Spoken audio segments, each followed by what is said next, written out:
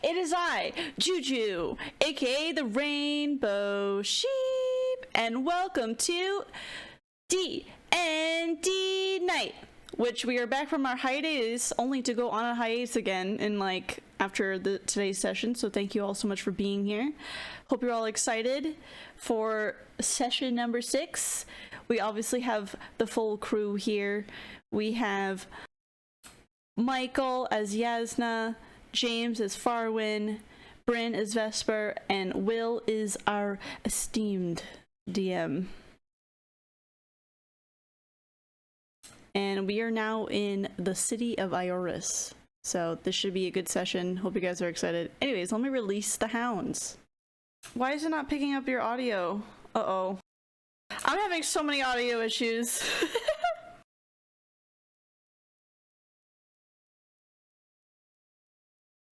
Yet? So, okay, everyone, read your scripts again for the natural banter. We'll pick up again at James saying cheese soup, okay? Cheese soup, yep. We definitely Oh no, I did. Oh no, why did this switch on me?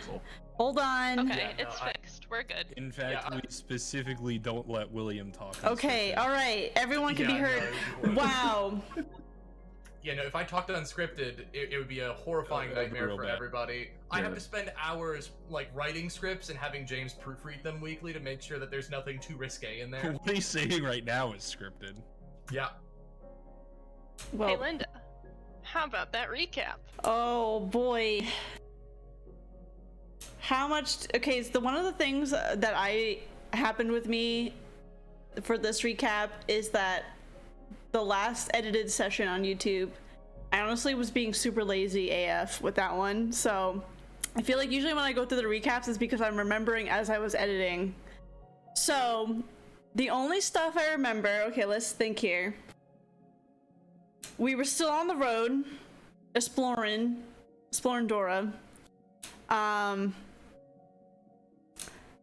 remember that there was a guy who... Oh wait, actually, hold on. Before we get to that, we were fighting a troll. And we fought the troll. And he was big, strong. Big, scary. I don't know if somebody almost died. I feel like somebody did, probably Farwin. And then, yeah, so we defeated the troll. And then we're exploring with the caravan. There we go. I was called it vagabonds. I mean, that's what we are. True. Anyways, so we're walking, and then somebody who's also from the city walks up to Juju and is like, "Hey, you seem to know some stuff about the city. How's it going there?" And then I said, "Oh no, the city is broken, but I also don't know how broken. And also, there's one part of the city that doesn't like protectorates, which is what we are." And then I was like, "Oh no, gas, we're in trouble." The other part that I remember from a couple weeks ago is that Farwin was having an existential crisis, and he was asking everybody what's the difference between a creature and a human or something like that. I think I was causing existential crises. Okay, yeah. But yeah, you asked everyone that question, and everyone had a slightly different answer. We also faced a lot of flat boys, aka alligators or crocodiles. I can't remember which one it was. And we killed some of them, and some of them we just told them to shoo, I think. I know we killed the big one. And we also made it to the city, and that's all I remember, so that's my recap. Yeah, I think that about touches up on everything. So with that being said, to bring us in, as the caravan pulls the final stretch of the road from the dirt to gravel to cobble, you enter the city of Ioris. It is a spanning city along the coast that goes down a couple of miles, and it spreads out and as it gets closer to the coast, the city seems to rise and grow in height. The three things that you notice off the bat with the city are the large thoroughfare that leads to the coastway. There is a huge cleared walkway. It's probably, I'd say, 1/5 of a mile long in and of itself that is just dedicated to this cobbled path. There are lanes of traffic, there are people directing carts, there is probably a couple thousand pedestrians within your easy vicinity here. Stalls selling things, people, talking and getting stuff done. It is getting to the later portion of the night, so it looks like things are dying down, but even then it seems like a bustling city. There are torch sconces and heavy lampposts that seem to run off of oil lining everything here. It is a well-lit area of town, and there are a couple portions that you see immediately. On the map here, there is the largest building outside of the ivory wall surrounding the inner city. It is the Ivory Mast. That is the inn in the town. You see a couple of things around there, a marketplace just passed, and then the most noticeable feature of the city here is the ivory wall, which separates the outer city from the inner city.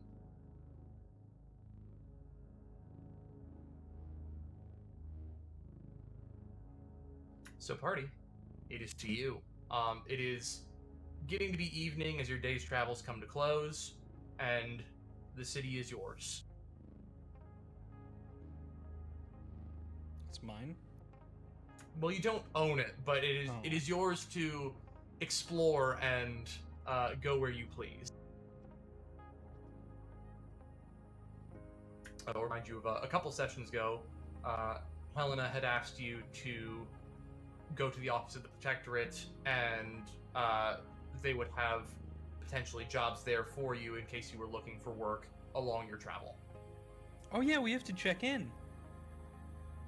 That's what Protectorate do, or something. Oh, we made it! Oh, it's weird to be back in the city. We could probably check in, or, I don't know, go say hello, we're official people now, or something. Hopefully it's not too late in the day. And ask for some jobs so we can afford to stay at the fancy inn. I assume it's fancy, I don't know.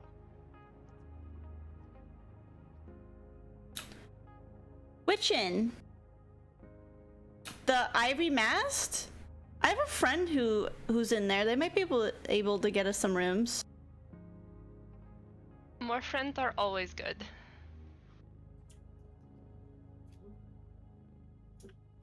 So from what you guys are saying, are you going to head to the Protectorate's office first, or are you going to head to the Ivory Mast first to get yourselves rooms for that? We should probably go to the office and see if there's any spooky things going on here that need to be taken care of right away. Yeah, that's probably a good idea.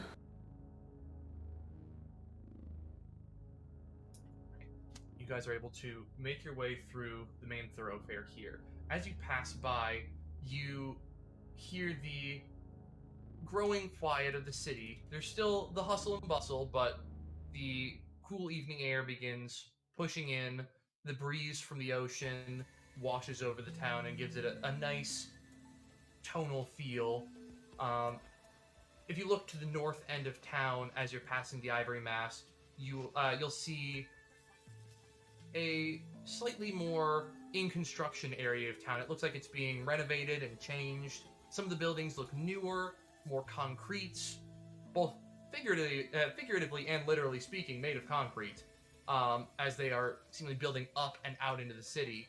If you turn south, it looks like there is a lot more of those cozier wooden and thatched buildings that are on the smaller end.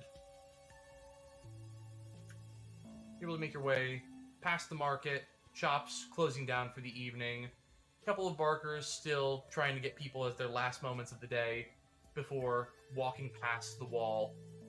The first building, and the one that you are headed to, the Office of the Protectorate, is a large, wide building. The College of Ioun stands behind it, taller, but this one looms in a different kind of sense of the red brick and ornate windows are I think medieval churches, but it's not a church. Um, it's got a wide mahogany double door that I would say about 25 feet up and about 15, 20 feet wide. You guys are able to enter in quite easily. The door is left open at most times of the day. And sitting behind the front desk, there is a sort of,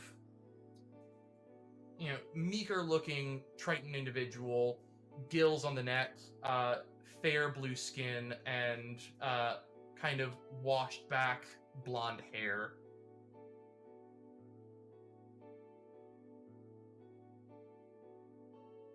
Juju, you're in charge. You should go talk to them. Okay. Hello, I walk up to this person.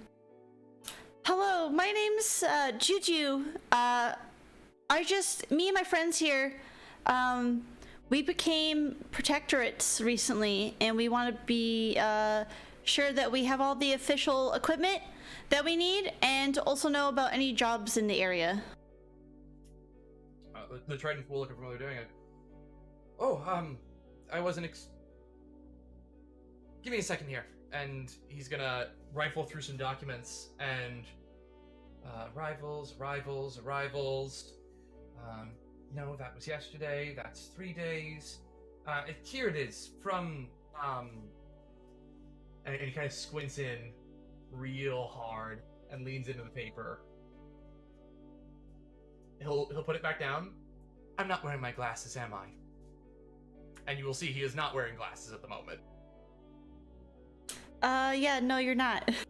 Okay, he'll kind of fumble around on his desk and just put up some glasses to his face and kind of tick him up. Right, from Venarius, party of 4 sent by Helena. You were not bringing any documents. Right. To record, and he will take a couple other sheets of paper out from a slot, and he'll just like hand you a stack of paperwork. This is all the correct documentation so far, and it's like 20 pieces of paper, all filled front back. Oh, wow. So do we need to fill this out for you? Or is it all set? I mean, this is all just information on your departure, arrival, circumstances, and your party's makeup and membership. Oh.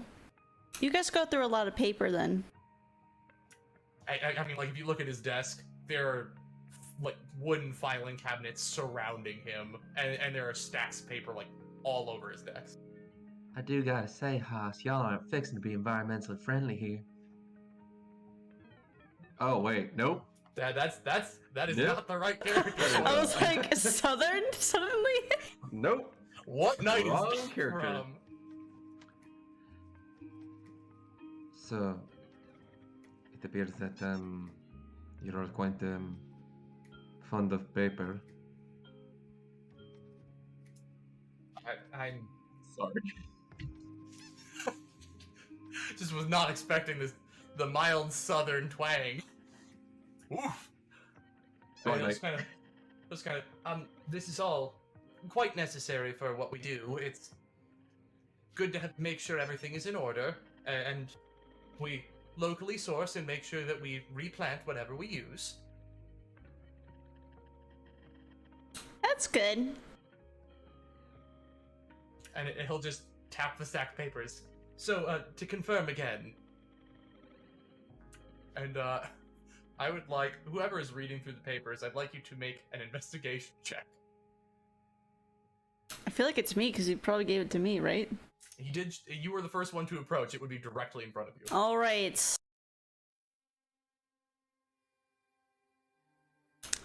I'll be the mom. Don't worry, sweetie. I'm looking through the papers. Okay, 7. So as you look through the papers, couple things are it just details your the timeline of what Helena had you do when she sent you over. It has a now filled in arrival date and time on there. You don't really notice anything off about the paperwork. You notice everybody's ranks on there. There are a couple of waivers and forms. There's a lot of dense legalese in here though, so some of it flies a bit over your head. And once you flip to the back page, you'll see that there is a signature line for each of you.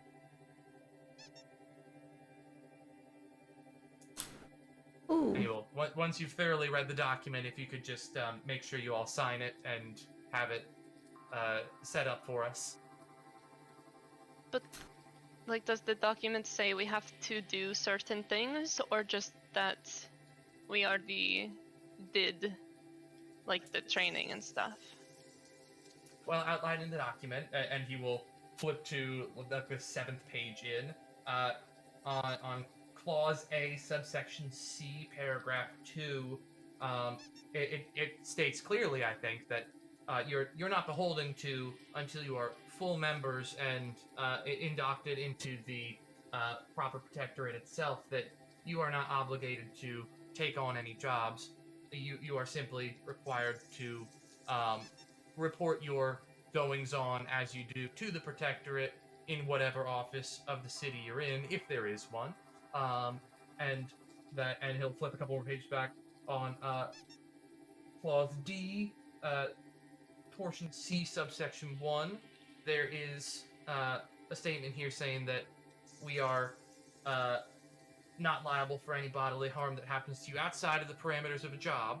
And then he'll flip like 4 more pages back, and on Clause F, here's subsection 2, paragraph 3 here. It's just going to tell you that anything that happens to you on the job, so long as it is, rightfully investigated and truthful, will be duly compensated. Can I see the one that I must sign, if you please? It's all the same document. We're all signing the same document? Yeah, it's all one, like, bound on the side set of documents, and on the last page there is a signature line for each of you. Okay, as we're perusing through it, I want to whisper over to Farwin. Hey, Farwin, can you help me distract Poindexter over here for a little bit? Why would I do that? Because I'm asking nicely. Okay.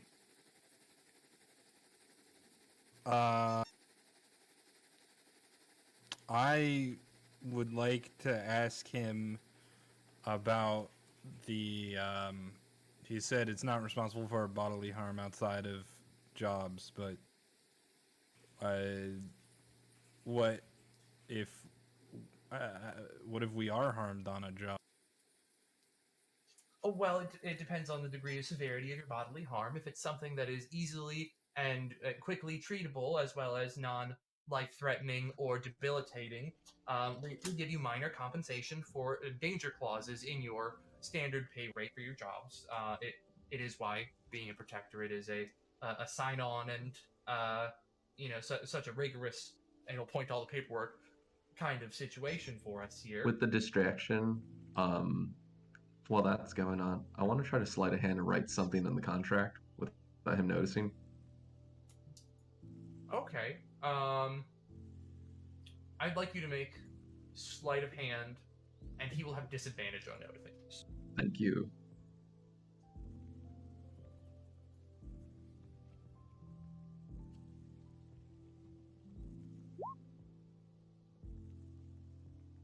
That's a 10. 10, unfortunately, does not do it in this scenario. As he's going through the clauses with Farwin, he'll, out of the corner of his eye, see you like starting to take up a pen and like be like, 3 pages back from there is the sign line. Oh, silly me. I don't even know how to read. That's... And he's gonna turn to you specifically. Do you need me to help you go over the whole contract? I like everybody to be fully informed on everything in here. No, this seems pretty normal. Do I just make my mark on the end over here? Yeah, it's... And he will, also pull out, like, an ink pad. So, do you know how to sign your name? I'm going. Yeah, I do. Okay, so all you need to do is sign your name here, and then you're gonna take your dominant thumb. So if you're right-handed, that's this one. If you're left-handed, that's this one, and hold those hands. And you're gonna dip it in the pad, and you're gonna press your hand into the paper next to your signature. I'm ambidextrous, they're both dominant. Pick your favorite hand then. Done. Which one's your favorite? Oh, left, always. Wow, Jasnah, you did such a good job. So this is an over-the-table question. How does Jasnah sign her name? Because is that a facetious she doesn't know how to read, or does she actually not have literacy skills? Oh, I would assume it's very basic. It was just more to cover for being caught trying to write something in there. That's fair. All right, so you'll get your signature in there, and you'll thump, thumb in, and your signature is on the piece of paper.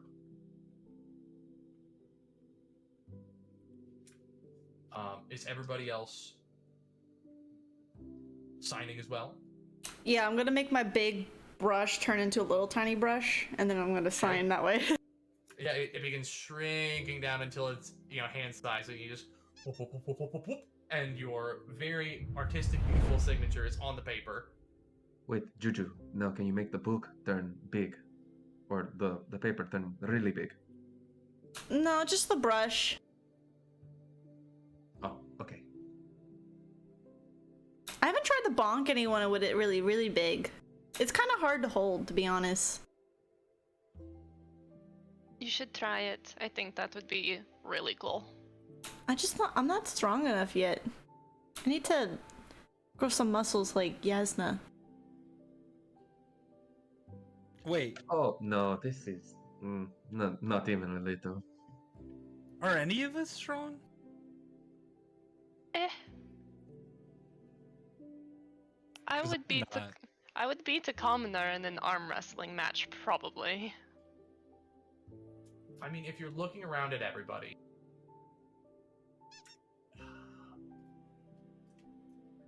I would say, if you were to look around just at everybody, Vesper has the most muscle definition. Oh no. That's good. Well, Farwin, the old man used to tell me in growing up that my forehead would be strong enough to break a husband's nose eventually. Wow. I'm glad I'm not married.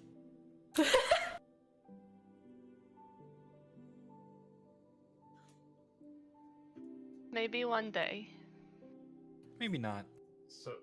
So as 2 of you have signed the paper, the Triton is gonna slide the pamphlet over to Farwin, as Oh, well yeah. as the quill and the ink pad.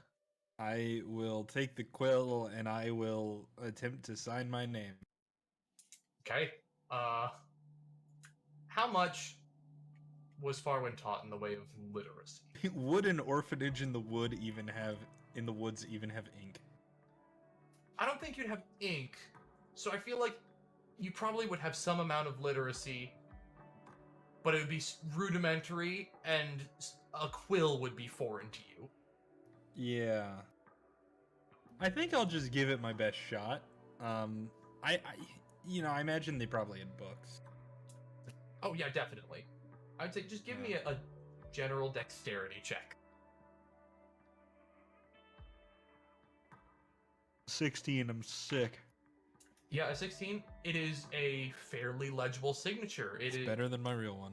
It's not like Juju's is intrinsically well crafted and beautiful, and yours is like just crisp letters that are visible. That's pretty good. And then he will slide you the ink pad to get your thumbprint.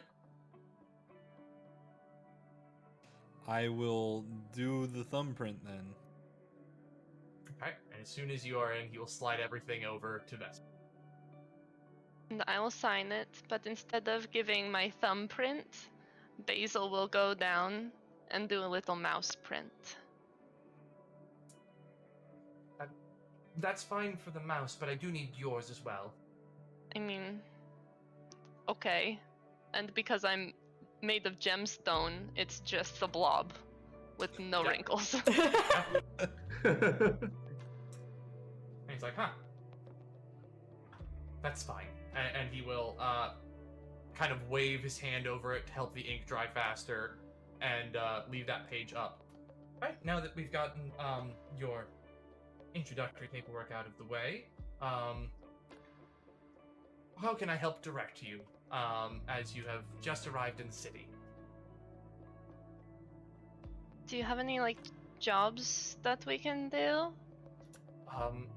Not in our office here. I would usually direct you to the questing hall, but it is late at night. We don't have our questing staff on hand for that. We have our disposal and trauma units on hand at night. But in the morning, you could go to the questing hall. It is just outside of this building. If you take a right out the door, it is and he'll like kind of start gesturing with his hands. I'm not best at directions, but it's like the second building on the left after you turn right on the left side of the wall. That probably doesn't make a lot of sense, but it's got a sign.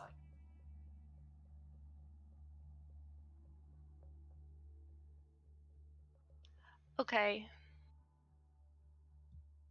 Is there some place we can stay the night? For aspiring members and initiates, we do not have housing and board. I can recommend you to the inn in town, or at least one of the inns. The Ivory Mask does, good business with us, and they put in jobs with us now and then. So we like to refer people there. It is the largest inn in the city, and usually has rooms abundant for people to stay in. Are there other inns in the city? There are 2 other inns in the city, and in the old town there is and I have to go find the name of this tavern, as you put me on the spot. I didn't have it off the top of my head. I think we should stay at one of the smaller inns simply because the game master prepared for the large inn. Yes. I think we should stay at... No, they're all prepped. I just did not have the names off the top of my head. So, in the old town, there is and he's gonna flip through some paperwork and show you a paper. There is the Watched Coast. This is if you follow the main thoroughfare and take a turn for the south end of town, you follow it all the way around towards the beach. There is an inn at the end of there. It is not the nicest, but it is connected to the beach and the coast. It is nice in that respect. There's a lake here? The ocean. That's a big lake. Oh. Oh. Have you Okay. not seen Have the you ever ocean? been to the coast? No. We'll have to go. Wait, where are you from? Up in the mountains. It's a place called Layla's Peak.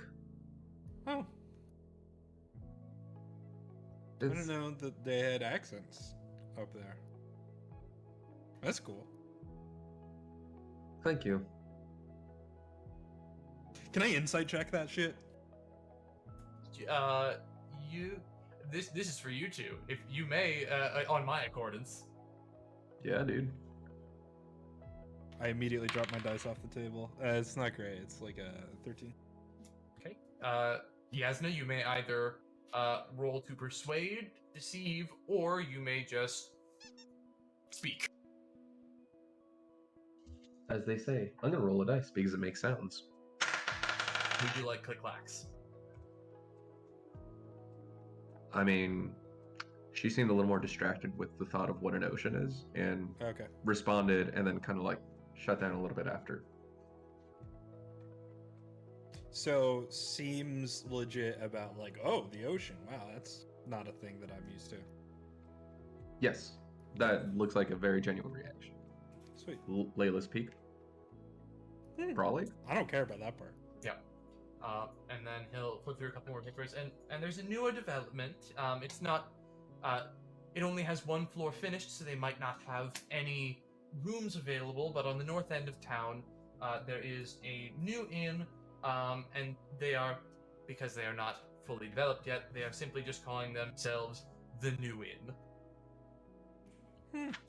It's not really an intuitive naming design, but it gets its point across. We should support new businesses.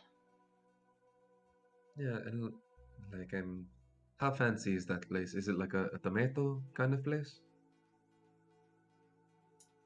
I mean, we do get shipments of tomatoes into most of our markets and inns from the inland. We do also have, and he's gonna like look out a window, and if you look at that same window, you will see there are like palm trees and there are coconuts on those trees. We do also have our tropical fruits and nuts that we also have on there. I would say if you're looking for the cheapest night stay, I would go to Old Town. If you are looking for, the most expensive, the New Inn is looking to be more on the high end of things. The Ivory Mast has fairly set prices that are somewhere down the middle of the two.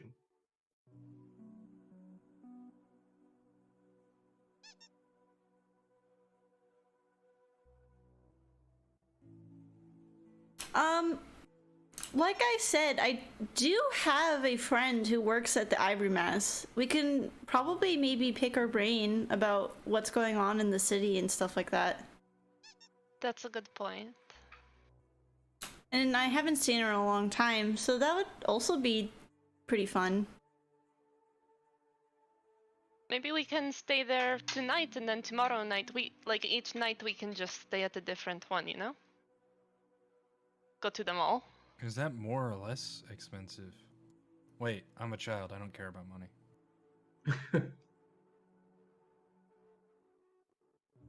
That sounds like fun to me. Right.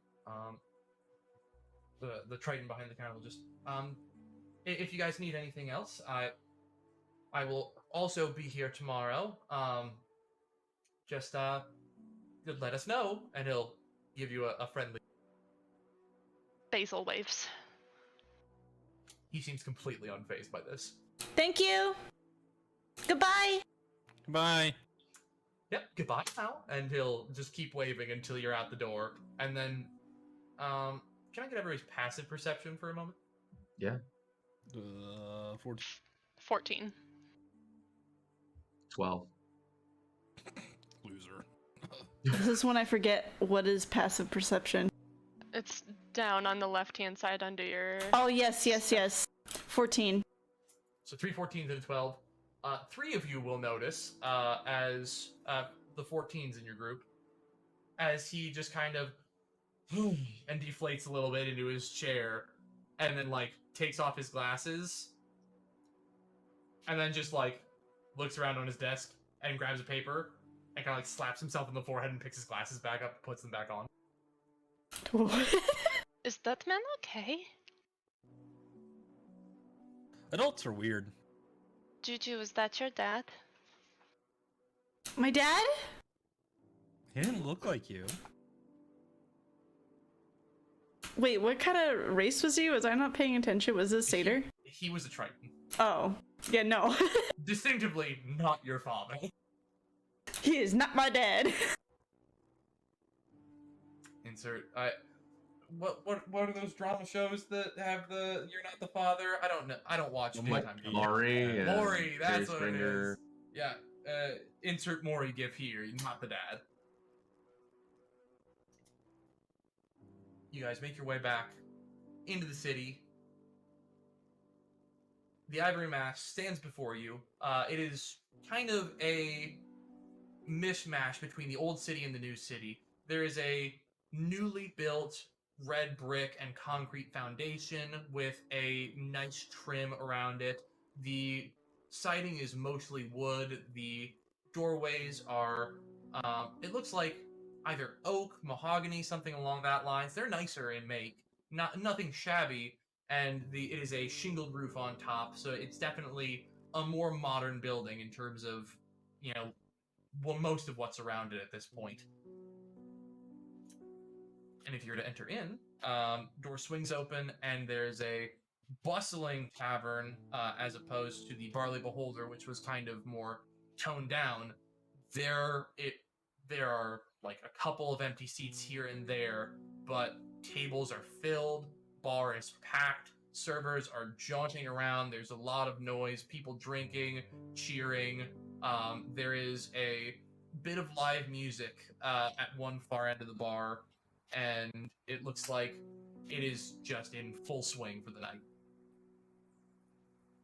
Can I find a table in the farthest corner away from the live music and sit down? Yeah, you're able to find a table. It's not in the far corner, because most of those tables are taken up by what look like more scholarly individuals who are like head deep in books and parchment. There's one a little bit closer that is empty, and that's like the only empty table you can find at the moment. It's not too close to the live music. It's just not as far as you'd want it to be. Okay. Is it up against a wall? Yes. Or a column? I'd say as Vesper heads over, Yaz like, yep, that's a great idea. And if you try to go for the chair next to the wall, Jasnah might body you for it. Alright, so as he has the body checks Vesper out of the way of the wall chair, you guys are able to get yourself seated, and servers are popping around.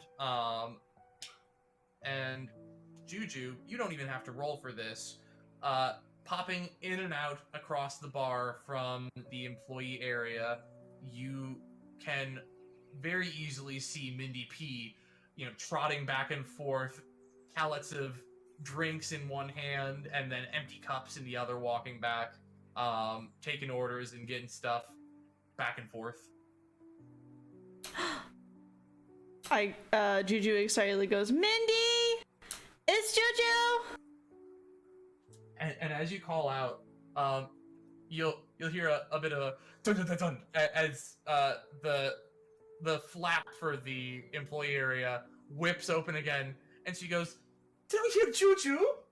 And you will all see as a fair-skinned I almost said skater, Sith comes out on a skateboard.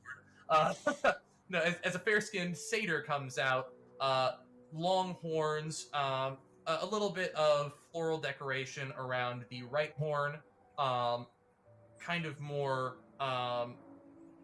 black fur around the ankles and low legs, and a very distinctive,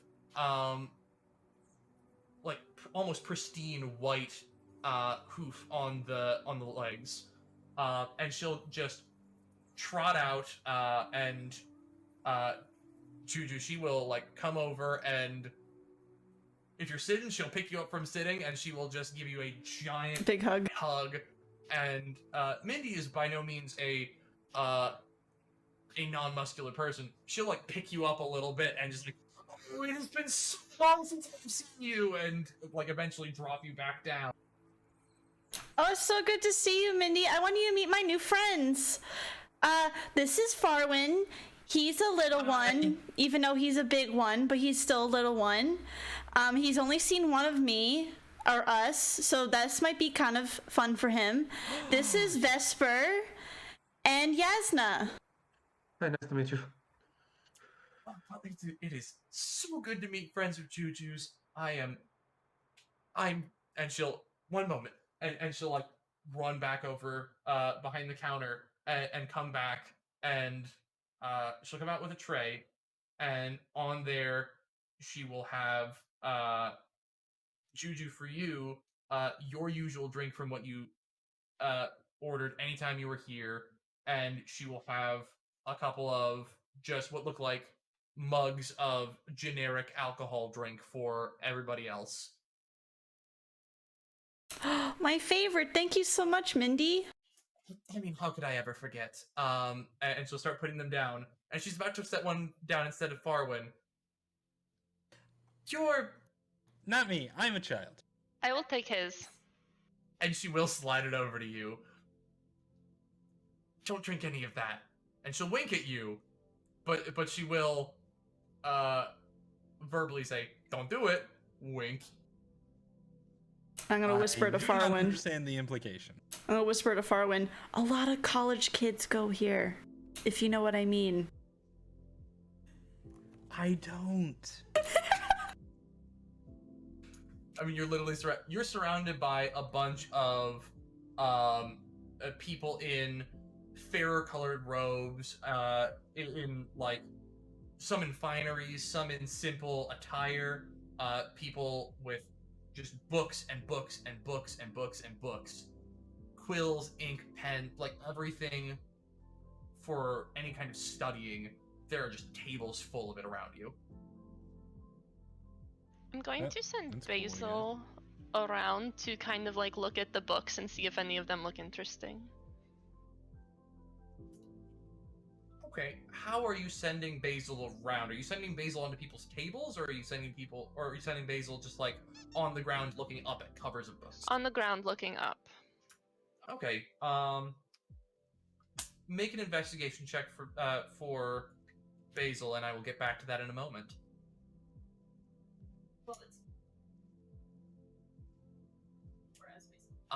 If you are looking through Basil's eyes, roll it as you. That's a natural one. Okay, I'm not even gonna circle back to that.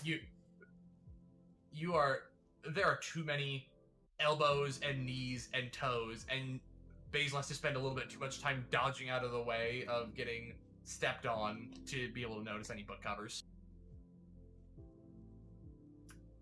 And Mindy will just lean down on the table a bit. So it's been, I mean, what are you guys doing in town? I thought you were headed out to explore a little bit. I didn't think you'd be back for at least another while. Oh, yes, sweet pea, but, well, some things happened. I met this group of people, and then it like, just got really wild, and I became a protectorate, and I was told to come here. She's gonna give you the hand in front of mouth gasp. You joined up with the protectorate? Yeah, we all did. I got the highest rank. Oh my god.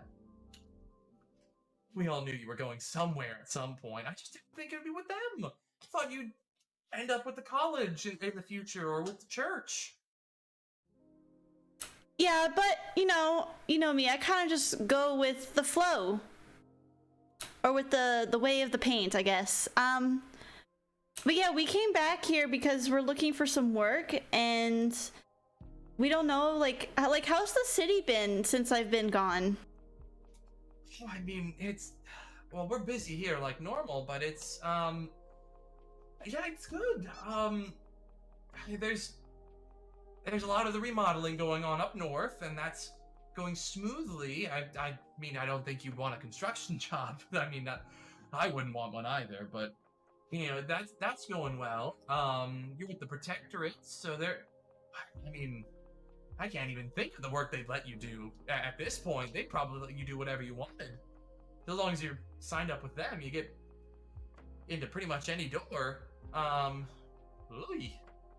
What is going on? and she'll kind of tap the table for 2 seconds, and you'll hear another voice from the kitchen area go, "Hey, Mindy, we got, orders," and she's gonna just pop up.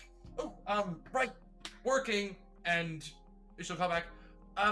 Coming, Quoth," and she'll just, "I'll be back. Just give me," and she'll Yeah. do the hand motion of here, back, and she'll just skirt back around and into the kitchen, and moments later she's coming out with 3 trays of stuff heading to different tables. Isn't she lovely? I love her. Yeah, she's great. Everybody here seems really nice. So far. The 2 people we've met. I'm sorry, Juju. What did you say? I'm sorry. What was that? I said, Mindy was lovely? Oh yes, she seemed very nice. Are Hey, you they okay? They don't run out of air in here, do they? Do you need to step outside for a second? I'm okay. It doesn't run out of air in here, does it? There's a lot of people in here. No, it's fine. It's usually kind of this busy, so I don't think I've ever seen people not have air.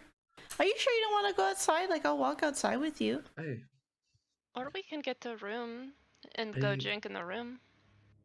I think I'm going to. And Jasnah will just get up and walk towards the bar and try to get anyone's attention. Yeah, at the bar, you will see. Let me pull up who's behind the bar right now, as there are a couple people who work here. Roll d6 and see who's behind the bar right now.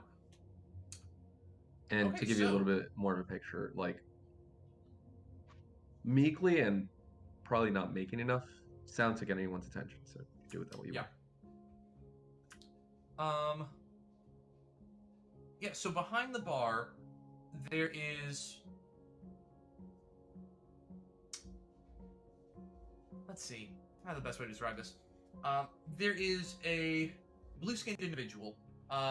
It is a deeper blue. No gills, so not a Triton. And they've got kind of wispy hair. It fades in from silver to blonde towards the roots. And they've got just simple tunic on. They're sliding back and forth at the bar. And as you try and get their attention a couple times, they'll pass over you a couple times, 2 or 3, as you're trying to get their attention, and eventually they'll catch you and go, "Oh, I'm sorry. Can I help you? What did you need?" It's okay. Room, please. Right. Yeah. Room for 1 or room for?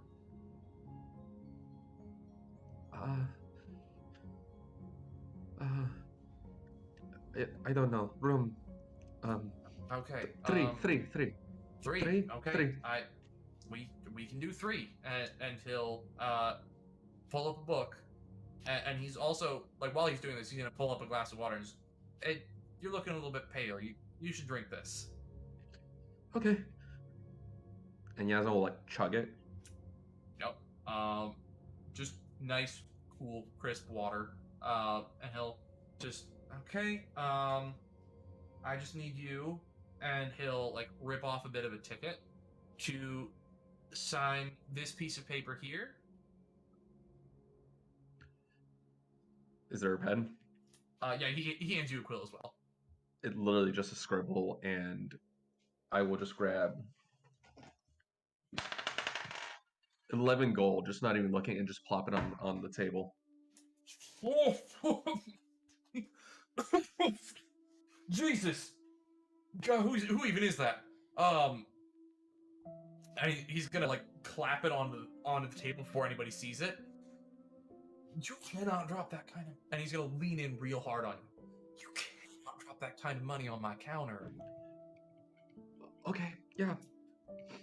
That just about gave me a heart attack. And he's gonna like filter 1 gold out from the pile and palm it, and he's gonna slide the rest back under his hand. Now pick this up as quietly and carefully as you can. Town's nice, but not everybody in the town is nice as can be. If somebody knew you were walking around with that kind of money on you, you might be looking at some cut purses. Do you want to make a sleight of hand at disadvantage? Yes, please. It's only a 10. It's fine enough for you. Everybody else around you is horrifically drunk. And he'll just, okay, and he's gonna rip off a bit, just part of the paper. It looks perforated, so it comes off pretty easy. Here's your ticket in case you lose your key. And he'll slide out a key from his belt loop. And this is key to your room. 3rd floor, 5 down on the right. Okay. As I turn to go towards the door where the rooms are, how many people are like in the way? Like how many people would I have to cross to get there? There are like 5 tables. Each table seats about 5 to 6 people. So you're looking at like 30 people. Roll a wisdom saving throw. Jasnah literally locks up and stumbles a little and then walks back and goes outside. Okay. This isn't hard to notice at all. You guys see this whole interaction as Jasnah like fumbles with her gold pouch and like pretty much drops the whole thing on the table, picks it up and turns to go to the stairs and then bolts outside. I'll go after her. Oh, okay. I've got it. You stay here with your friend and you enjoy. All right. Just, I don't know, send Basil if we need to come follow you guys or something. Yeah. I'm sure we'll be just outside and nothing bad would ever happen. Okay. I just hope Jasnah's okay. Okay. Vesper, you make your way out of the bar, and Jasnah, how far outside do you get? Probably 20 feet and realize I don't know where the fuck I'm going. And then just kind of freeze a little bit. Yep. So as you freeze, this is right when, Vesper, you get out of the building, and you can, through Basil, see Jasnah just standing in the middle of the street. Like, fully, like, locked. Almost T-posed. You should probably not stand in the middle of the street.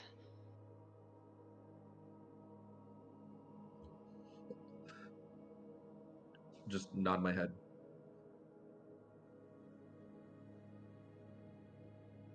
Do you want to go stay at the other inn? It's by the ocean, I guess, so like sounds nicer, quite smaller. I don't know. She's just hyperventilating a little.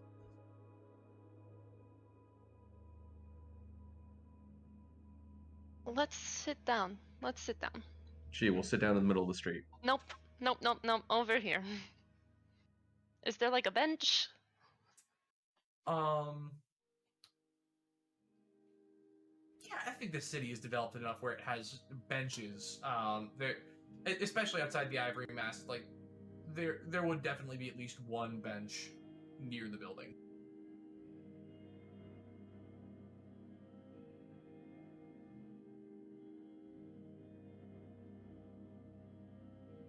Come sit on the bench. Jasnah will come sit on the bench. Good job, head pat.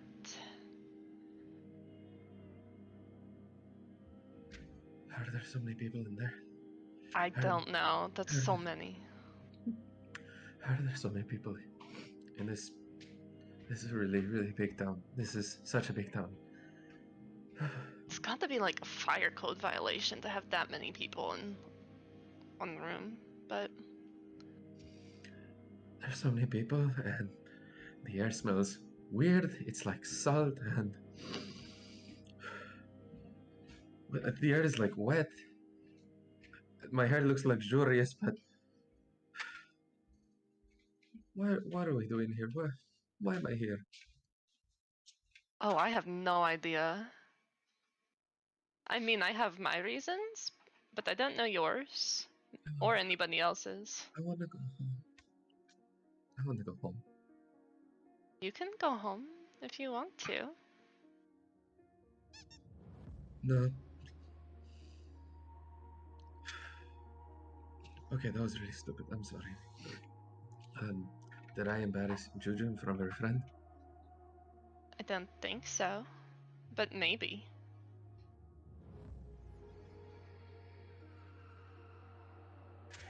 Okay. Sorry, I feel like I couldn't breathe in there.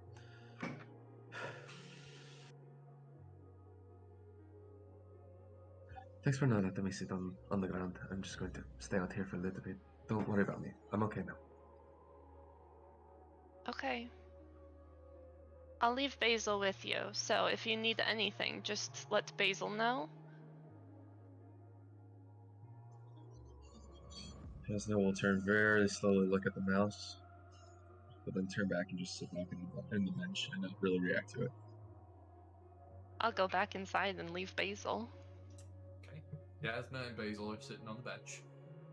And Basil is notably sitting like a person on the bench, not like sitting like a mouse would, like paws out, back paws like leaning over the edge. No. Good. I'm glad. Vesper, you re-enter the bar.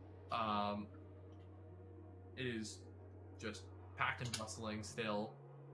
You guys are back at the table.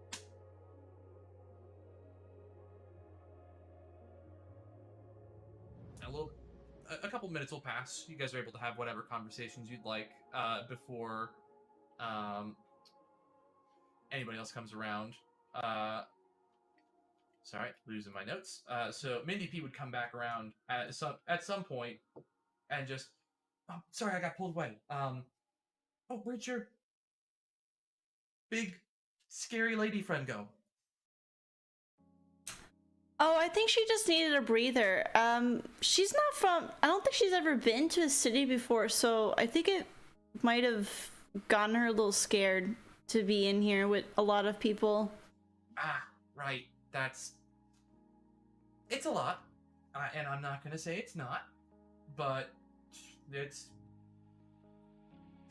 Man, she's gonna have a rough time in the morning. Why? I mean, the nightlife here isn't really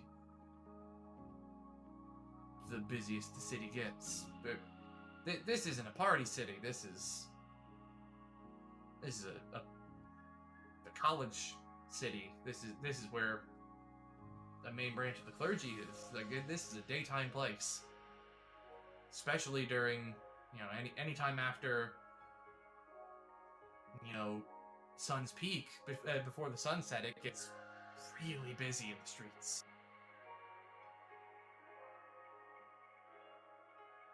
People are here to do things, basically. Yeah. So I mean, if you guys go somewhere and have stuff in mind, it's pretty easy to get by. But if you linger in the street for a minute, you get kind of caught up. Well, since you don't really have, I mean, I guess it's a good thing that no news sometimes is good news. So, I don't know what Jasnah feels comfortable with, but either we'll stay the night here or somewhere else. I don't know yet. I'll check with her first. But we'll probably look to see what jobs are around or what have you. But thank you so much for what you could give. So Yeah, absolutely, and just come back whenever you need to. And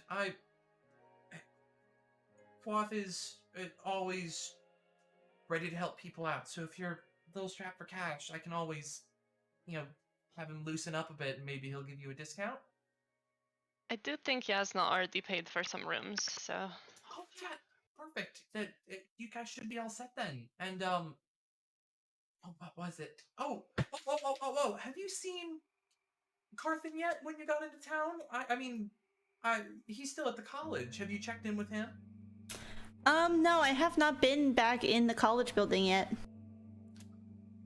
Well, he's been locked up studying for a couple days. He hasn't been back over this way, so I haven't seen him. If you head that way, just say hi to him. Let him know to come around. And I miss seeing him. It's been like a week. Oh, a whole week? Wow. That's a long time. Yeah, he's got some project he's working on in there, and he seemed really excited about it. Okay. Then maybe I will go by the college and see them. And then maybe I can find Muka as well. Yeah, you probably could. Oh man, seeing all of you guys together when you used to come in was just I loved seeing it. You should all come in again if you're all in town. Just come on back in, and I'll do another round for you guys, same as you used to get. Oh, that would be fun. And she's gonna like start in on another sentence, and again from the kitchen you'll hear, Mindy, and she'll go work, and she'll pop back to the kitchen, and again like constant busy right now.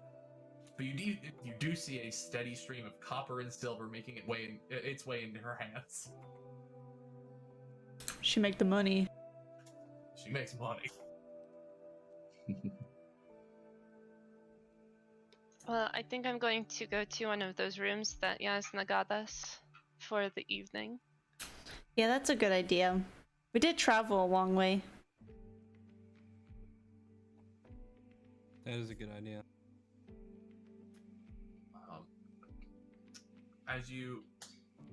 So, semantics question: are you just going to begin heading to a room, or are you heading to Jasnah, who has the only key currently? And I will go to Jasnah to see which rooms she got. Jasnah, I think we're going to go to bed, or at least upstairs, if you want to do that. You got some rooms, right? Yes, and I might have to do that thing where I completely did not pay attention to what that nice man behind the bar said. I have no idea what this goes to. He said, nope, no idea. We'll just try every door then and see what happens.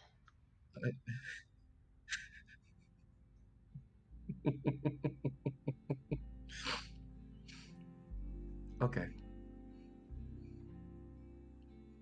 Do Okay. you want me to give you a piggyback ride? No, but thank you. Okay.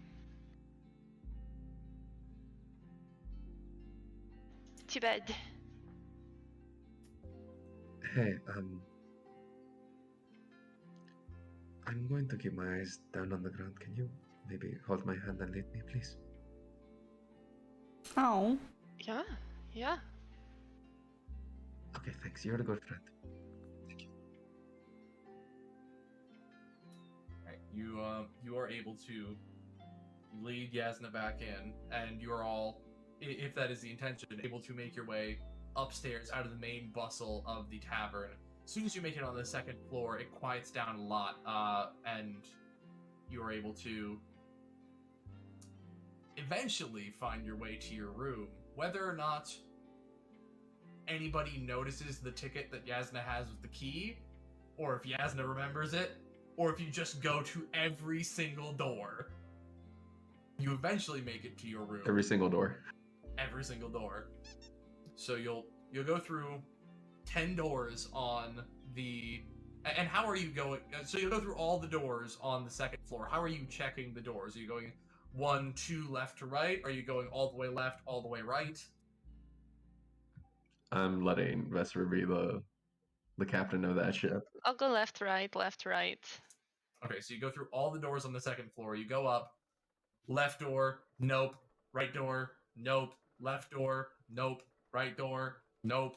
Left door. Nope. Right door. Nope. Left door. Nope. Right door. Nope. Left door. Still nope. Right door. Chunk as the key unlocks, and you're able to open the door to a room. It is a rather spacious room with kind of lush beds, and there are 3 beds in there.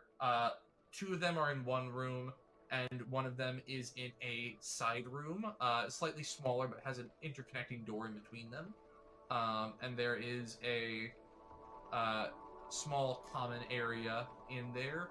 There is a small chest in the room that seems to have that is open with a key inside next to a lock. It looks like you could lock valuables inside the chest if you wanted to.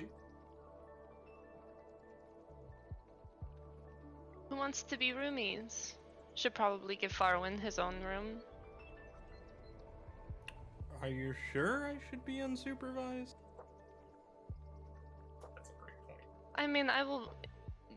There's only one door out of that room, right? So I will stay in the common room. So you can't leave. I can turn invisible. Shit.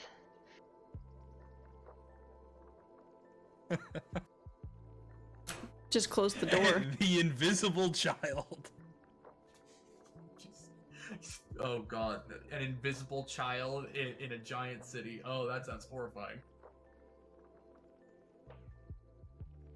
Are we about to have one of those cartoon episodes where the baby gets like in the construction site? Are we talking? Exactly Are we talking like about that. those Animaniac shorts with the dog, where the baby just kept escaping and the dog had to catch it before the parents got home? Yeah. Am I the only one who No. has this No. core Buttons. memory? It's, Yeah, the dog's name is Buttons. Oh, Yeah, Buttons and Mindy, yeah. yeah. I think there's a Tom and Jerry episode like that too. Oh, there absolutely is. I love that we all have this core memory of that specific kind of sequence in animation. How are you going to divvy up rooms? Because this is something that I did not have to think of until Jasnah got 3 beds.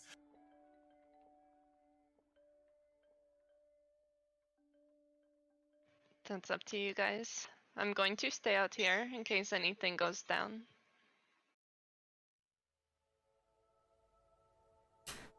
Good night. Sorry if I embarrassed you, Juju. And I take the one room, the small room, close and lock.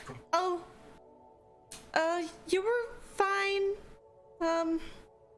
Okay, thank you. Sorry, Juju. Feel better. I guess we'll be in here for a win. Okay. Good night. Good night. Bye. You are all able to settle down in your respective spots for the evening. Some of you getting to rest a bit easier than others. The night slowly and surely passes over. No instance. No cursed dreams. No, alligators, crocodiles, trolls, or anything. And you are able to awaken in the morning to the bright, streaming light of the sun through the windows of the room. It is a room with a pretty decent view of the rest of the town, as well as you can see a little bit of the coastline if you look just at the right angle past the wall. You can see a bit of the water. It's a nice, tranquil morning. And before we get into the next portion of the session, I'm going to have us take a quick 10-minute break. We'll get back at 9:32 specifically. Thank you. All right. All right, catch you guys Great. soon. All right, stream. It's break time. Feel free to stand up and wiggle your legs. Go to the potty. Make a snack. Clean your dishes. And we'll be back shortly.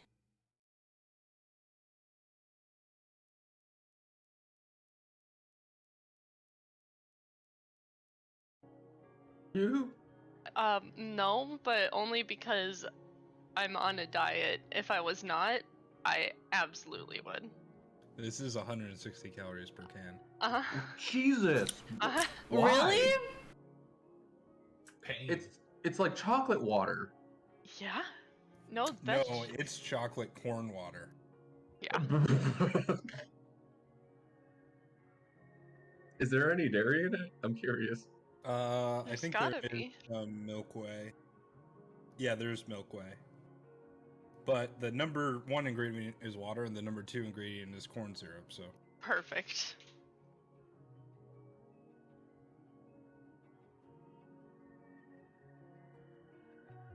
that's why I like my water with Pain. corn.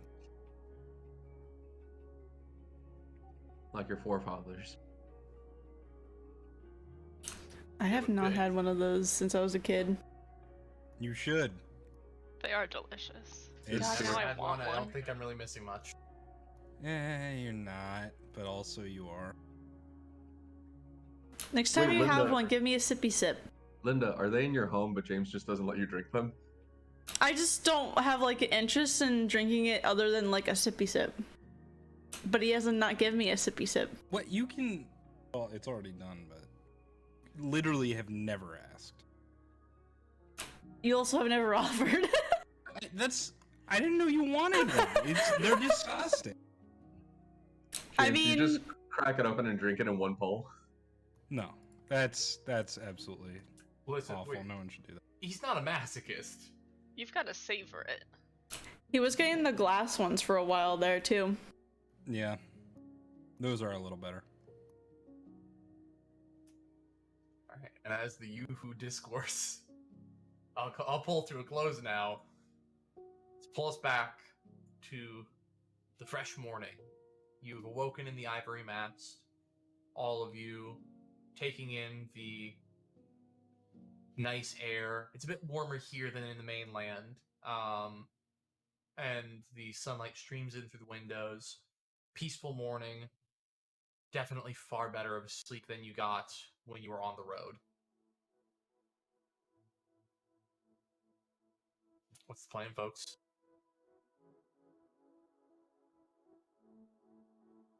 Good morning, friends. Good morning.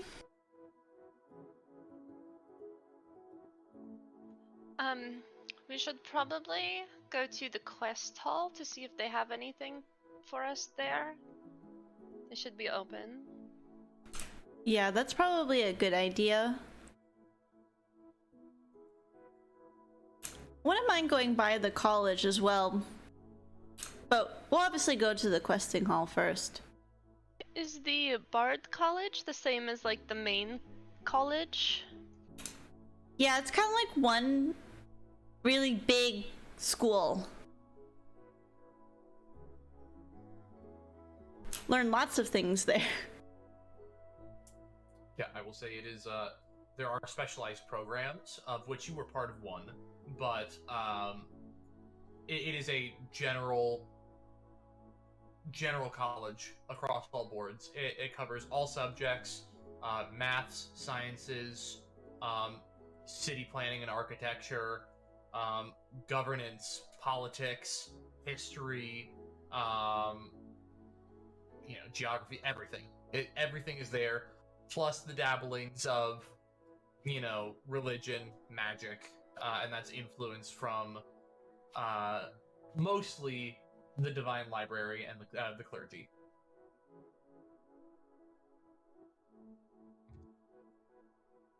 I would like to check out this library if we have downtime, but it's not overly important. It's also really big. There's like 2 parts. That's what I'm hoping for.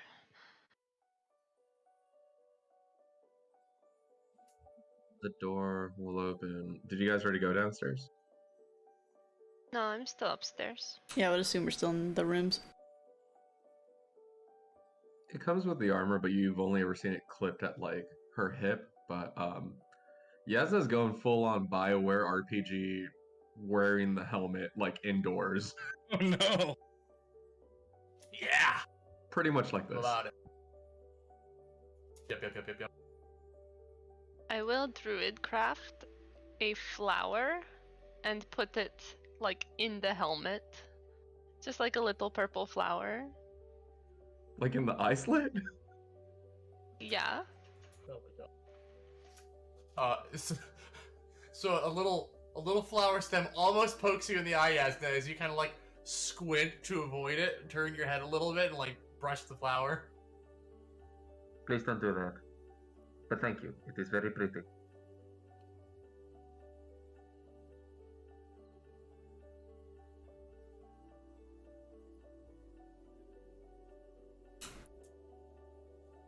Well, Jasnah, well, I hope you're feeling a little bit better today. Especially with your safety helmet on. Because that's what helmets are for, right? Yes, they are for safety, and I have deemed this city a bit hazardous, so I'm going to be wearing my helmet, so I'm always protected and safe. Should we get one for Farwin? No, I don't like armor. Armor sucks. Can we get you a cute little hat to wear? Would it mess up my hair? Probably. Is Farwin's hair well kept, or is it just like a crow's nest? Oh, it is like a spiky mess. It's anime hair. Somehow both a mess and well kept at the same time. Yes, it's a very consistent mess. It always looks exactly the same. I would be very down for trying to find him a hat, though, if that's what he wants. Varin is not looking for a hat, but he will accept a hat. Okay. Are you guys heading out for the day, or are there discussions to be had before you leave? Juju, lead the way. You know where we're going. Yeah. Everyone stay close. People got things to see, people to meet like we do. So, we're off. Okay. You guys make your way down and out of the tavern. And to the dismay of Jasnah, the streets are already packed. It is full hustle. The pop-up stands are all in full motion. There are people barking. There are criers with bells in the streets passing news. There are caravan carts and wagons and pack animals. People with ledgers. There's construction workers going by. Everything has begun for the day.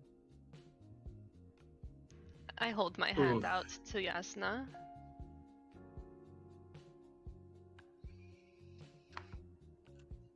Jasnah will hesitate, but will not take it and say, I appreciate it. I need to do this. Regardless of all the armor, if you ever seen like a wet scarecrow, that's what like the stance looks like kind of right now. Yup. Follow the blue tail. I just wiggle my tail really high. You know, it just boop, and you're able to start a trail behind you with everybody in tow as you make your way eastbound more towards the city. As before you pass the northern walkway, you will see a plume of smoke billowing out of the chimney of Hawthorne's Resplendent Forge, and the dull clanging of metal inside as you walk behind a couple stalls to avoid the majority of the people, and you make your way eastbound. As you get closer to the inner city, the bustle is subdued a lot more comparatively. It is still busy, but it's not, deadly busy.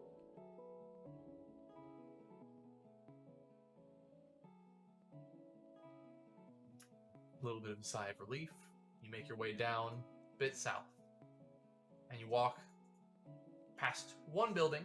The first one is...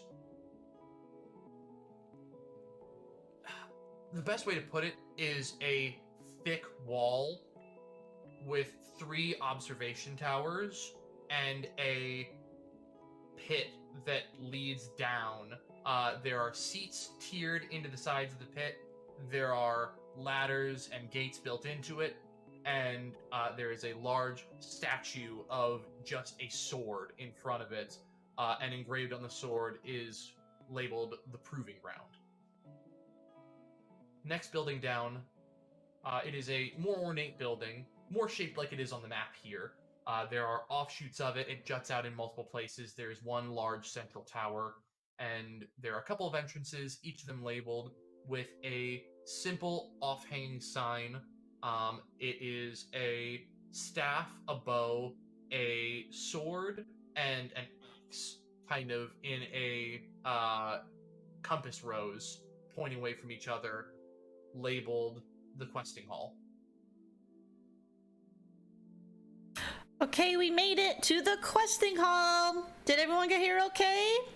Let's do a head count. 1, 2, 3, 4. We're all here. Jasnah walks over to a bush and just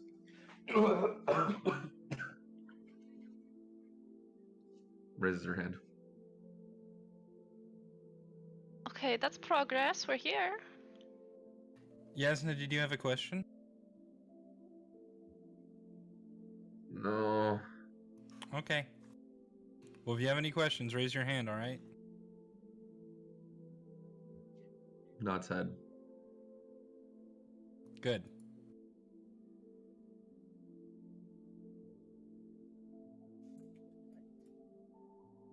So as you guys push your way into the questing hall,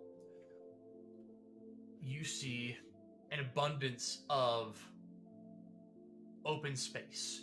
There is what looks like a balcony. It looks like 40 feet above you that has ornate railing, and there are bookshelves and tables up there. Looks like people are sitting down at them with some mild refreshments. You see a couple people in tight cropped clothing, more formal looking vests, slacks, 3/4 length sleeves. They are... I actually never thought about the color schemes of what their uniforms would be. I think it would be primarily whites and blues with a little bit of gold and purple trim, all considering of where we are. And there are a couple of people sitting behind a main counter, and there are a couple of lines that have formed in front of them. There are some that you see at tables, both on this floor and on the balcony, speaking to a couple of groups of some rougher-looking adventurers, some bright-eyed, cheery-looking individuals who look like they've just started out, and you'll see a couple of symbols of the Protectorate here and there, and they are engraved on each of the desks that the main sort of center section has. There are a couple of other important traits. There is a huge wall that has posted parchment quest requests on there, and they are each marked with difficulties, rewards, and quest providers, as well as mild descriptions. And then behind the counter, you can see a vault door and like a downstairs door. Are we queuing up for a quest instance? Who's to say? I just thought about all the lines of like adventures and stuff. It just seems like it is a busy day for it here. Compared to outside, this is, Jasnah, for you, a very easy number of people. And it's a crowd that doesn't really seem to pay too much attention to anybody but themselves. She loves it.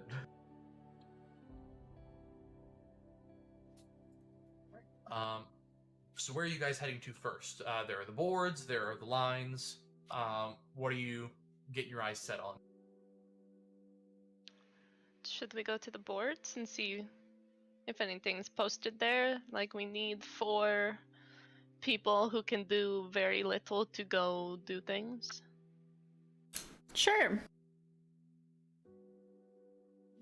Okay.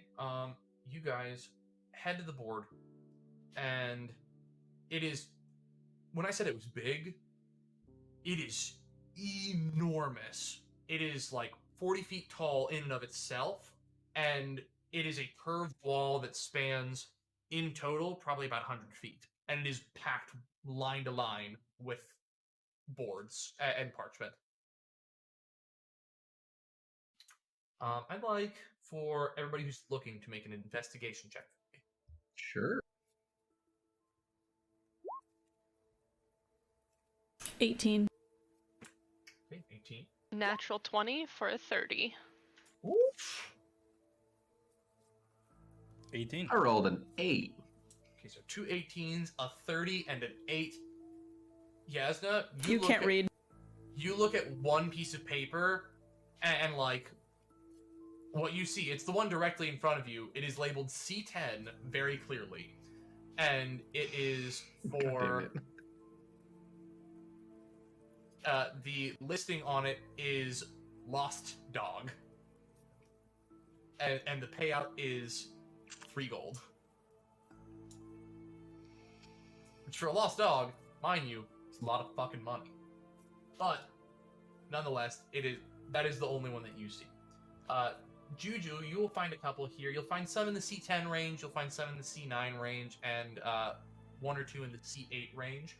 They vary from, monster extermination to investigation to traveling and mapping. You see a couple that are in city, some of them that go outside of the city. A couple that stand out to you the most. There is one that is listed for C8. It is an escorting job off of the Isle, and it is listed under the name of the college. If you are looking at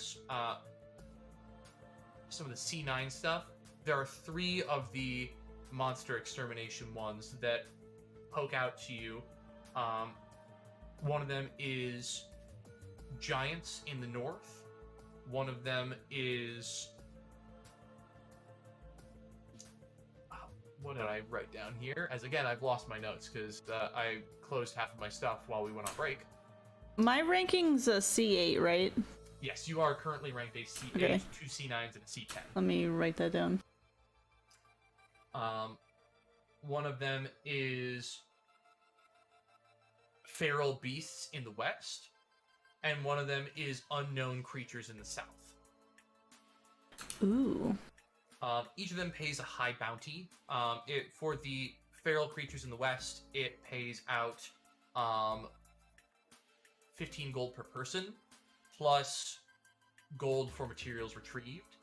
For the north, it pays 25 gold per person, plus money for materials retrieved. And for the south, it is listed for 40 gold per person, plus materials retrieved. The escort job listed under the college is listed as a total of 1,000 gold, and it is, mind you, with a stipulation of with approval listed on there. Farwin, you would find a lot of the similar stuff that Juju found. A couple of things that would catch your eye, I feel like would be investigating northwest ruins, recovering sunken goods, and investigating theft would be the ones that pop out to you. Rewards in that range, anywhere from 5 gold to 25 gold per person. And then for Vesper, you use your basal vision and you scan across the board. You see everything everybody else has already seen. A couple more things pop out to you. Outside of your job range, you see a C5 quest that is listed for underwater disturbances, urgent necessity, paying out 7,000 gold.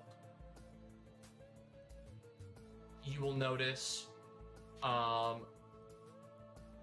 peacekeeping mission listed for C7. Reward is a total of 3,000 gold. And then you will see a little bit higher up listed under C8, you will see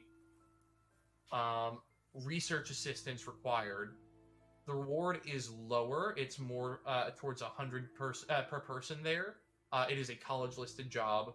And it, again, that has that, requires approval.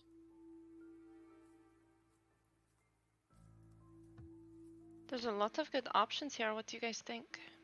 I don't Well, really want to do anything clearly- that requires approval. I think clearly, and I rip off the one that I see, we need to go find Mr. Digglesby. This cha-cha mix, I believe that this is important. I agree, he could be in trouble, but I don't know, maybe if we did it really fast? I mean, how hard could it be to find Mr. Digglesby? All we have to do is run around every road in the city right now. Yeah, Yes. I bet Juju could show us how to do that. She's probably really fast. It'd probably be even easier later in the day. I mean, as you guys saw, the streets are kind of bustling at this time. That's true. That escort mission you found, Juju, sounds interesting. Yeah, I'm actually quite interested in this one. That and this other one that is about unknown, creepy things.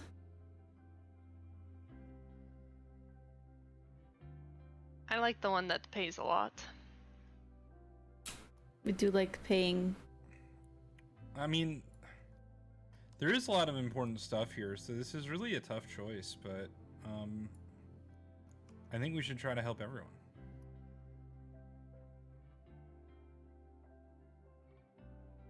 Well, we can pick one mission.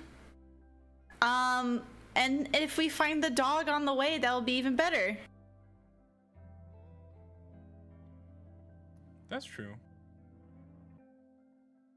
There's also this peacekeeping one, and I know that requires approval, but like, who's keeping what peace, you know?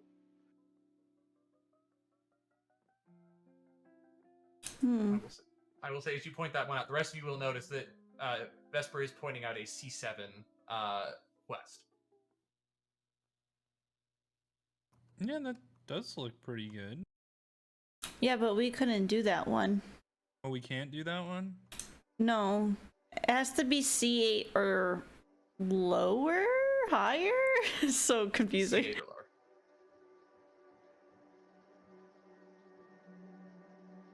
What do you think, Jasnah? Besides the dog, we can do the dog and another one.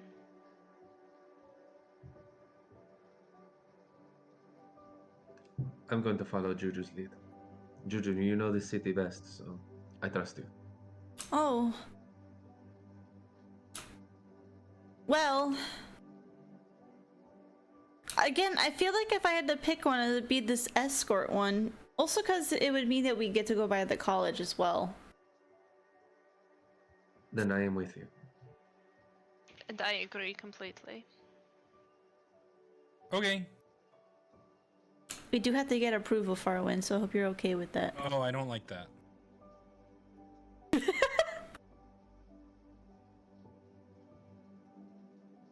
But I guess we can. The worst thing they can say is no, and then we just don't go. And then we go find the dog. Yeah.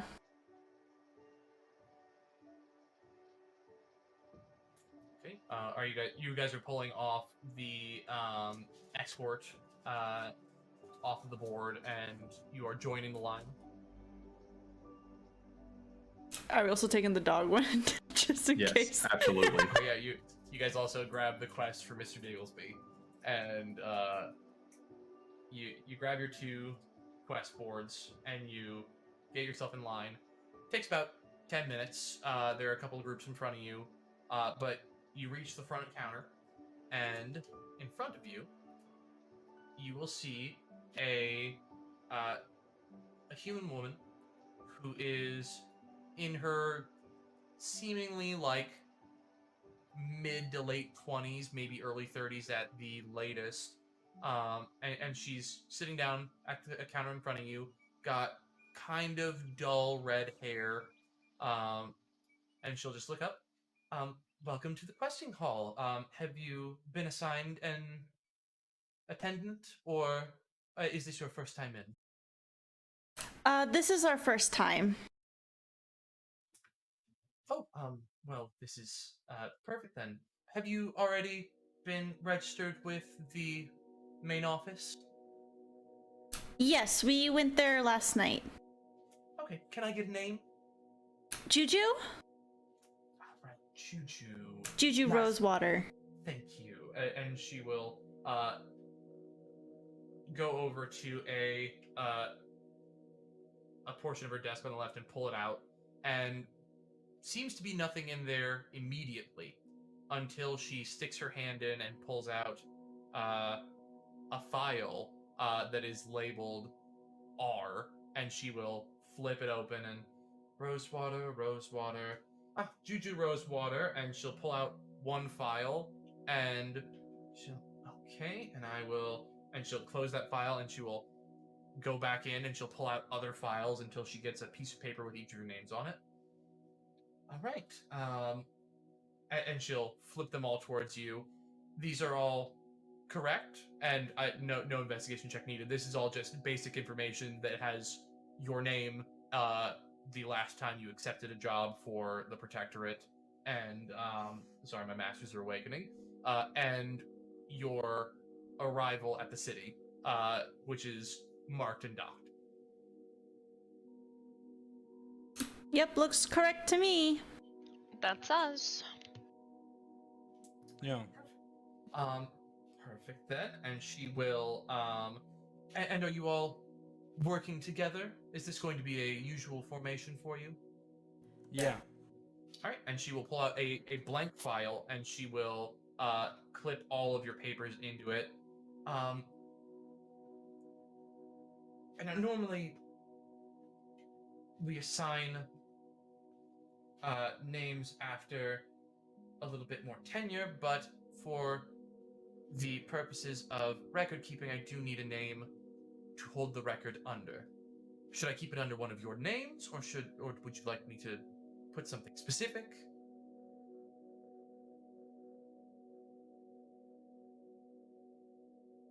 Do you guys have a preference? I don't think so. You're in charge. Yeah, Juju. I don't mind if it's under my name for now. Okay. I will just label it Rosewater Party, and that will get put into our filing. And she'll set that aside. Now, you have yet to be assigned a proper attendant. And she'll look through a piece of paper on her desk. Currently, they are all in meetings, so I will assign you. And she will pull out one piece of paper, and she will slide it across her desk. All right. If you all would please, and she'll stand up and begin walking you towards a table. If you all please wait here a moment while I fetch your attendant, and he will. Wait, be right I have a with you. question. Yes. This attendant, do you like him? I mean, I'm caught off guard by that question a little bit. I mean, I don't dislike him. It's not that I like him. We work together. He's good at his job. Don't guess? Oh, that's cute. Can I make an insight check? You may.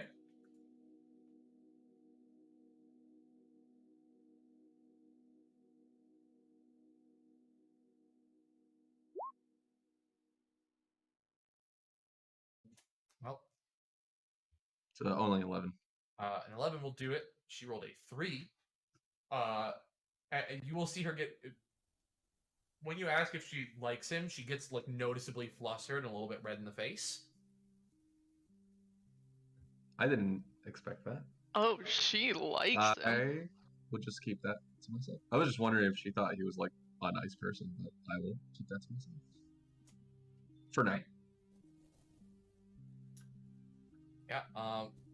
You guys wait for about 2 minutes. And as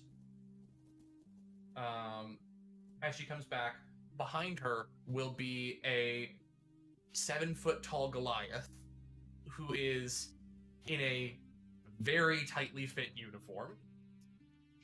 Oh, that's why she likes him. Almost as. I mean, he is not an unattractive man by any standards. Very well chiseled face. Large boy. Kind of. He's got basketball hands. Is the best way I can put it. He's a big guy. And he will, from behind her, he'll come up to you guys. Hello, welcome to the questing hall. I'm Franklin. I will be your attendant. Oh, hi, Franklin. I'm Farwin. Are you our attendant forever? Unless... And because it is the nature of the job, unless either I or one of you is to unfortunately meet our ends, or, naturally or otherwise, you terminate your contracts with the Protectorate, or you are drawn, quartered, and jailed for any reason. In that order? Not particularly. I mean, even if it's just like a night of debauchery jailed, because, that's... We don't make a habit out of working with known criminals.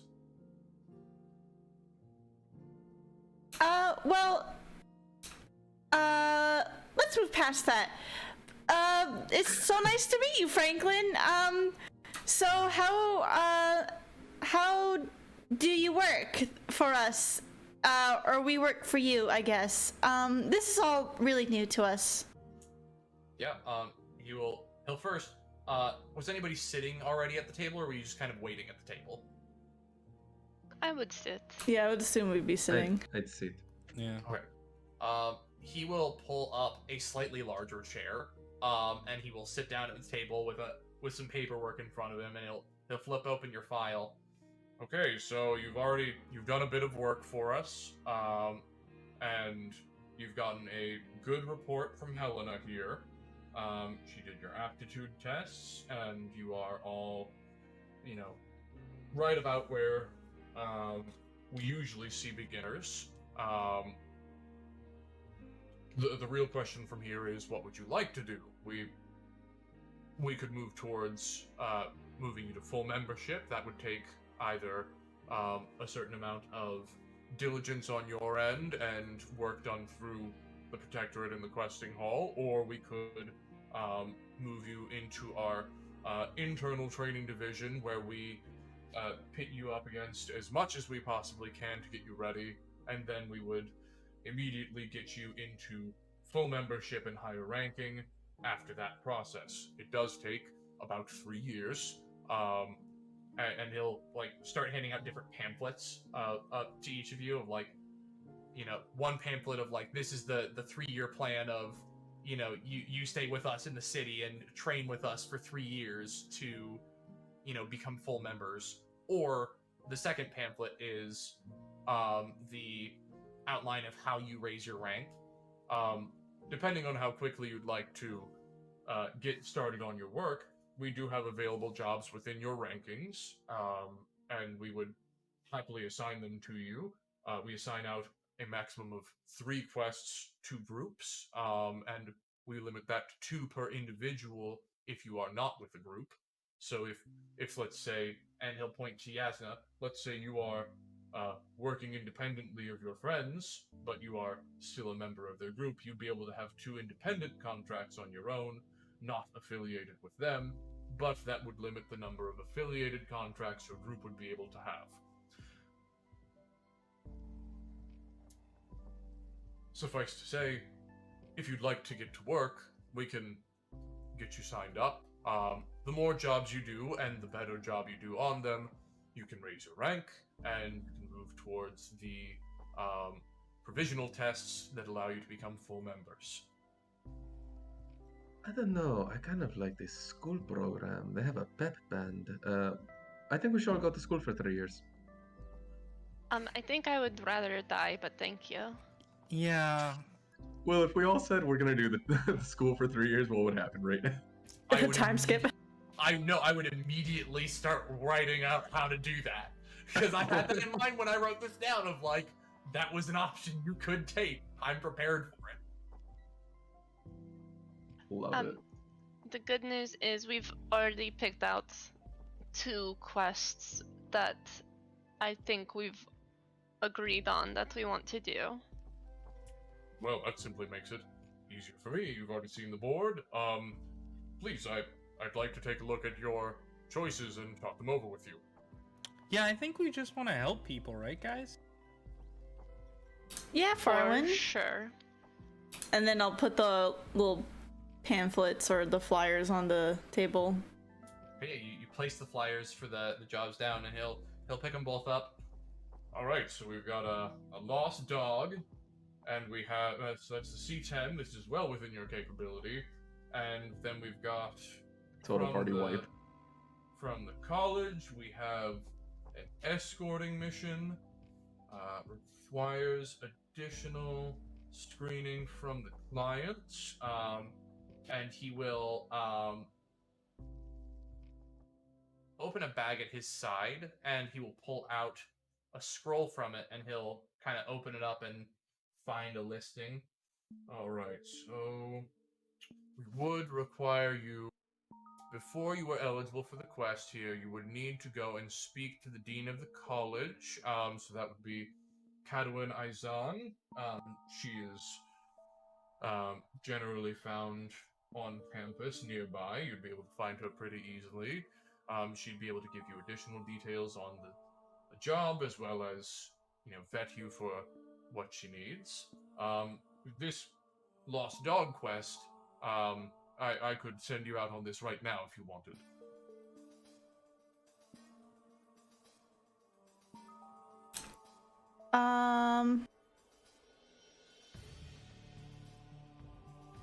Is it so? If we take the escort quest, can we not also do the dog quest at the same time? You could take both. I will say we do have an internal time limit, so to say, on quests. Things that are on the board, if you take it and don't complete it within a certain amount of time, we open it back up for others to take, just because these things need to get done. So if you are unable to complete a quest for any reason, whether it be abandoning it, dying from it, or being recalled from it for any reason, or becoming too injured to continue it, either upon hearing this news, we will open the quest back up, or after a certain time, depending on the difficulty and location of the quest. Travel times are accounted for, so if you were to take this dog catching quest, for instance, we would open this back up in 2 days. Because I frankly don't think it would take you longer than 2 days to catch a dog. It could be a very fast dog, but I guess that makes sense. And then for this escorting mission, we have been provided a certain amount of detail of the time that they believe it will take. So this would be about 2 weeks before we reopened it. Now, obviously, the quest might become null at the point of either failure or non-completion, but that is for the client to determine, not for us. So that is something to be kept in mind while you are grabbing off the board.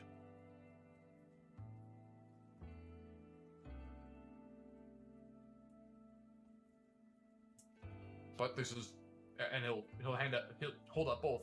These are the two that you would like to go for. These are quite, I think, decent choices. This one, and I'll point to the college one. I don't know about the approval requirements for this one. I have only seen this job as of now. It is a newer posting, and I have not spoken to the dean of students yet. Had it been tomorrow, I might have had a chance to get more information on it. This dog catching quest, you could very easily find the individual. One, Mrs. Pitterman, she is located in the old city, and there is, and he'll pull out, he'll again look at that scroll. There's an address listed for her that you would be able to go to. Would you like to accept both, or would you like to take one, or would you like to take the other? Every moment that we tarry here, Mr. Digglesby is strapped out in the pandemonium that is this city, this cacophony, this madness that's out there. Yeah, it's true. We should save Mr. Digglesworth, I think. Or Digglesby. What did And I then say? we should save Mr. Digglesby, and then do the escort. I think the important is in that order. Yeah, sounds like we have time before the escort mission goes off. So we can get our hands dirty with the dog catching. We should talk to the person that needs escorting first and be like, okay, we're leaving in 2 days. So that gives us time to find the dog, and then we go. You know? That's a good I guess idea. that makes sense. I believe that might be a proper course of action, and he will, in your file, he will, take a piece of paper, and he will, tap it twice with, a pen. Not the, quill end of it, like the wooden end of it. And you'll catch a bit of magic on the end of the pen. And he will hold the paper, and he will tap it to the quest, and he'll pull it back, and it will be an exact duplicate of the piece of paper. And he will put a copy of each one in your file. We will keep those with us and in your file, as well as copies for the board in case we need to put them back up. You may take those copies with you, as we have already gotten that information on our end. If you need directions to the college, I can guide you out and show you where it is, as well as I can give you a general direction towards Mrs. Pitterman's house. We won't be needing directions to the college. I actually went to school there, so I know where it is. But we could use the directions, or the general directions, to the dog owner's house. Right, let me write those down for you. And he'll dip the quill side in ink now, and he'll write down quickly directions, and he'll hand them to you, Juju. And they're pretty thorough, and they've got, like, it's got a rough map, landmarks, it's got, like, written directions of, like, walk straight for this far, turn left here, it'll be the 7th house on the right, listed as this. So it's pretty thorough. Well then, is there anything else I can help you with today? I am happy to be of assistance. You are a fresh group here, and I'd like to get you off on a good foot. Franklin, Yes. do you like working for these people? I've never been wronged by them once. I am well taken care of here, and I like to think that we do some good around. We've had some successes in large endeavors and small. We've had our share of failures, and that has, in my time, we've tried to keep those to a minimum, but I like to think that we do good things here. Franklin, what is your take on the tensions with your people and the clergy? No, the clergy and us, I wouldn't so much call it attention, I would more call it an oversight. They do see over much of what goes on and around, and that's the case for most things in the city and most cities in general, is that the clergy is very in tune with everything, and as the oracles are generally the ones leading that guidance, I don't seem to have too much of a problem with it. If they are accurate, and from what I've heard, I've never been able to see a seeing as it was in person, but I've heard that they are very intense, and to knowledge, Ioun's oracle has never been wrong to date. So I have no problem with the clergy. They've got their own ways, and occasionally they take things out of our hands when they're too high up in pay grade or severity, but that's for them to decide, and I don't think that's a wrong thing. Okay. And forgive me, I was supposed to tell you, that very nice, intelligent, and wonderful receptionist that greeted us earlier, she said she needed to your help or something, or to ask you something. Oh, let me.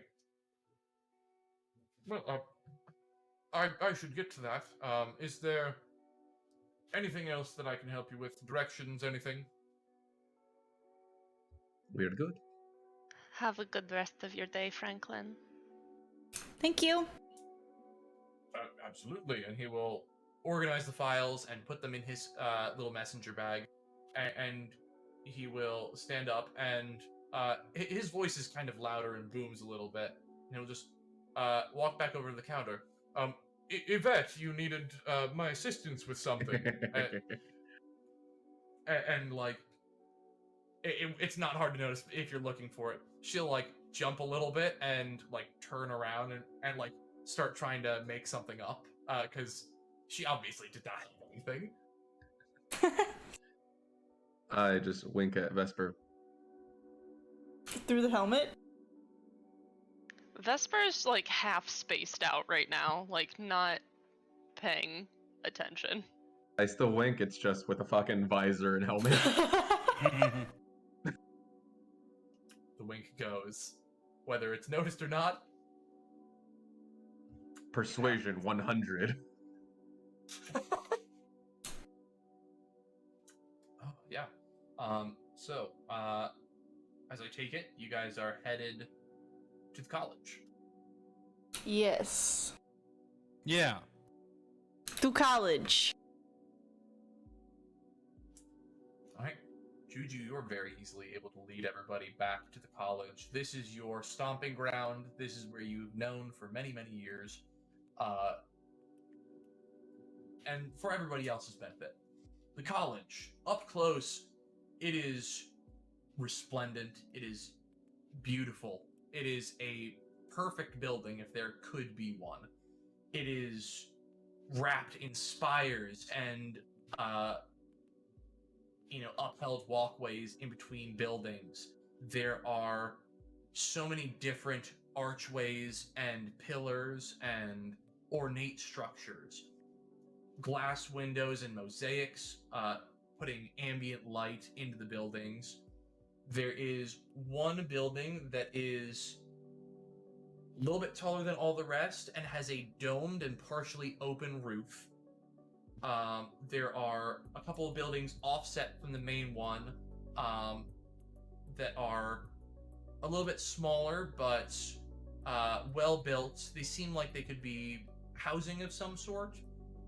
And on the main building, there are just so many, what you can tell from here, classrooms of just people. And if you were to walk past a window, you'd see a room of no less than 100 people in a lecture. And if you were to take a close look at the chalkboard, You would see like some advanced magic theory on the board, mathematics. They're going to suffocate in there. They're I just don't know if learning. that's how that works.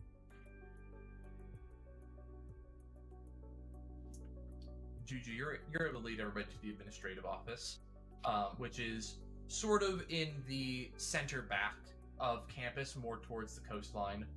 And the office is on the 3rd floor of Spire with only glass windows. There are no like solid walls on this floor, so you can see outside completely around it. There are some privacy screens that are semi, translucent. Like you can see outlines, but you can't see, people's features in them. And there is the main desk there. You'll see a half elf at the counter who will just look up at you and say, "Did you have an appointment with a faculty member?" Not necessarily. We're here from the Protectorate, here to answer one of their job postings. We specifically want to talk to Ms. Izan. Oh, yes. I was wondering when somebody would take that job. I didn't think it'd be so fast. And she will get up from one moment, please, and she'll wrap around a couple of privacy screens, and you'll see her poke her head behind one, and she'll come back. Please come this way. Miss Izan will see you. Thank She'll you. lead you around.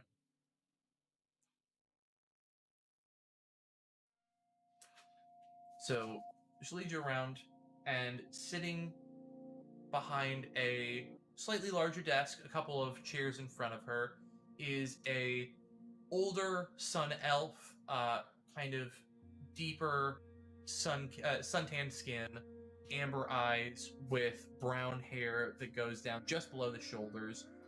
It is currently tied back in a knot, and wearing slightly more formal clothing.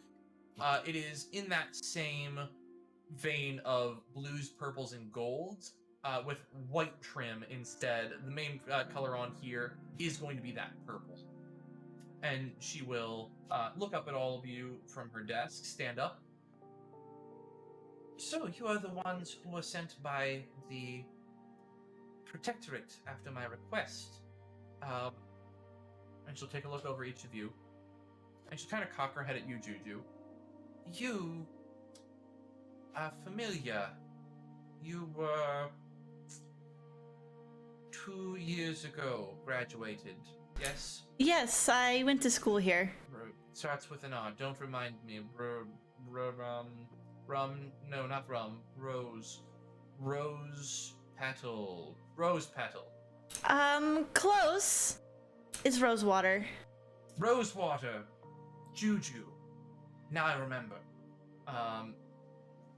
You were in the advanced course for our magic theory and application courses, were you not?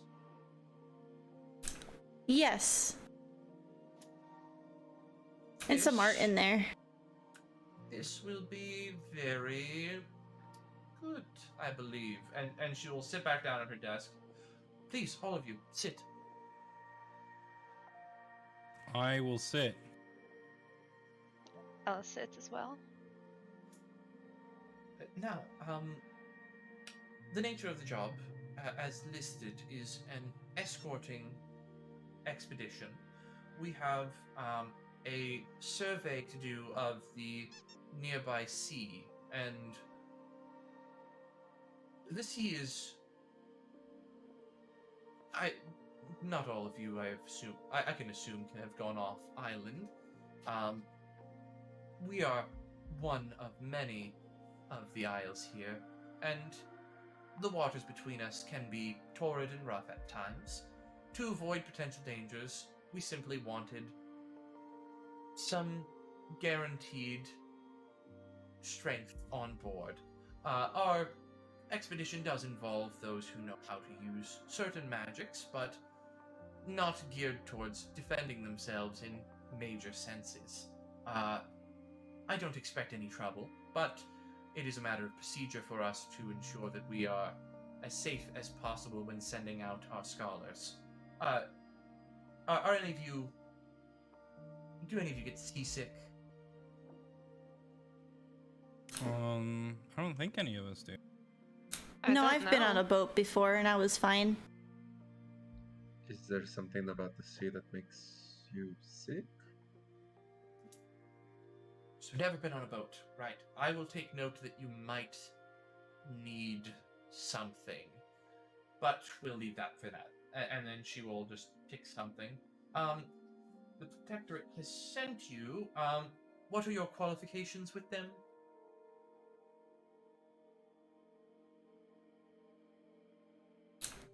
Like, Go ahead. what do you mean? She's a C8 and we are C9s.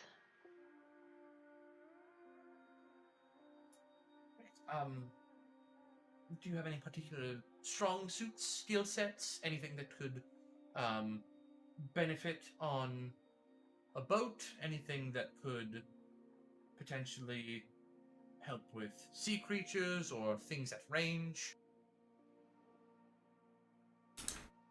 Well, we were able to basically protect an entire town from scary monsters, and we found the source of the monster. And we also came here with a caravan, and we were able to protect them from various different types of monsters. One being a troll, and then a bunch of alligators as well. Oh, those were... No, they call them the Crocorocos. Oh, yeah. Yes. I'm sorry, what did you just say?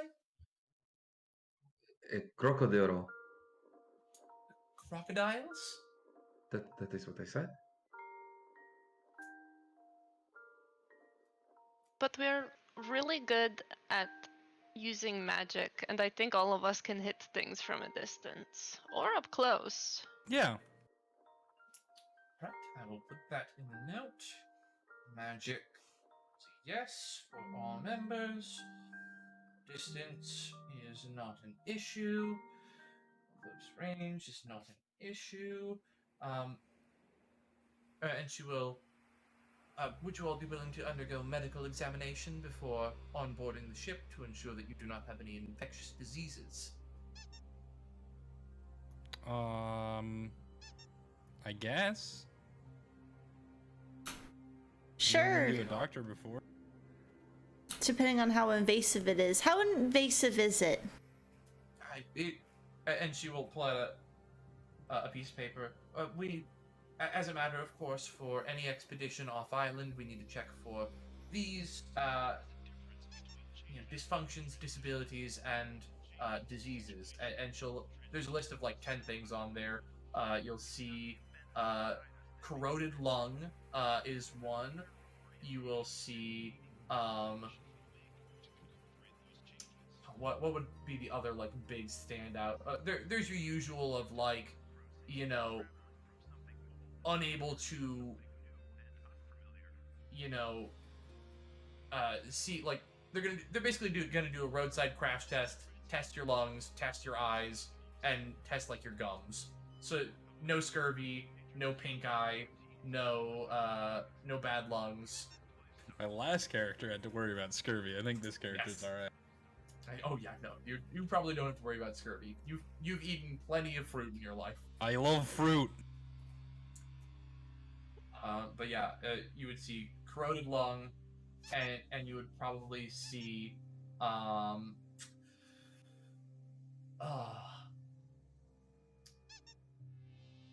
think the best term that they would have for this would be the languid rash, which some of you might understand to mean syphilis.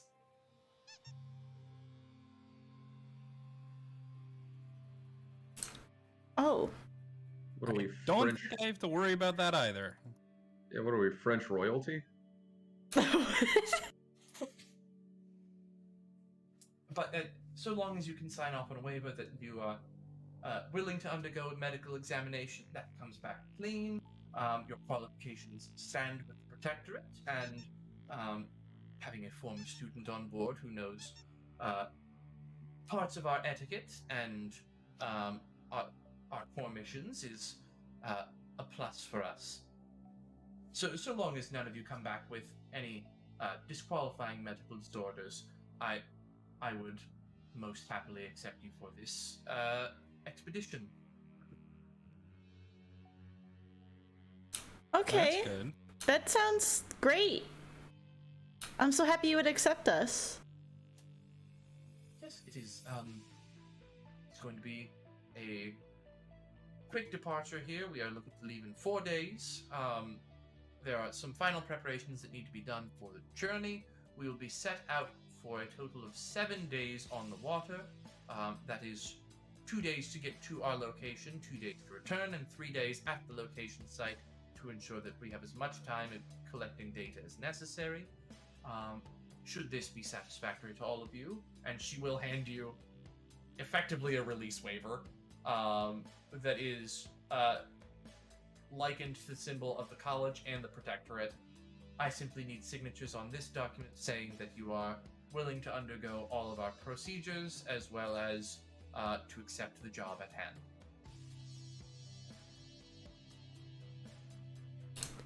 Are you guys, is everyone on board? Thumbs up? Yeah. Yes. Sure. I guess I'll be the first to sign. Okay, you get your signature on there. No thumb stamp required for this one. It's just simple signature. I will have the medical examiner get with all of you before the expedition sets out.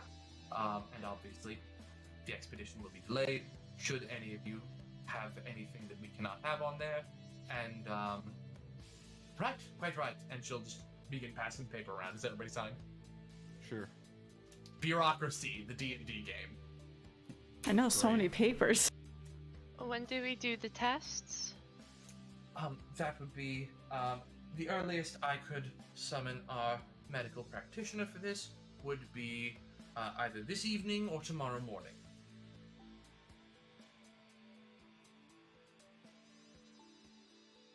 Okay. Do you have a preference? Is there something that would work better for you? Do you guys just want to get it over with tonight so that way tomorrow we can just focus on the dog? Yeah, that's Yeah. probably a good idea. Yeah, we'll do them this evening. All right, then. I will send for the physician, and they will be... let's see here. They will be in Building 7, Chamber 5, and Juju, you would know where that is. That's where a lot of the clergy members go to practice medicine and to learn the trade.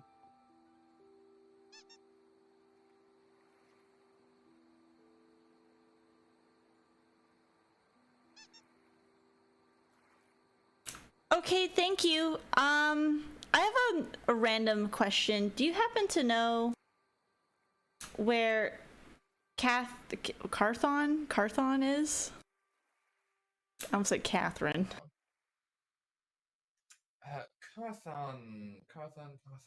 Carthorn? Student. Is that the Leonin fellow with the blacksmith father? Yes. Right. He was doing research in building 14. It was this is listed as a personal project. Oh, okay. Do you think we would have enough time to stop by before we do the medical exam, or should we just go straight to the medical exam? I mean, campus is open, so long as he is on the premises. I'm sure that he would be conducting his research. We can stop by. Okay. Yeah, let's do that. Before we go, Professor, have you seen this dog?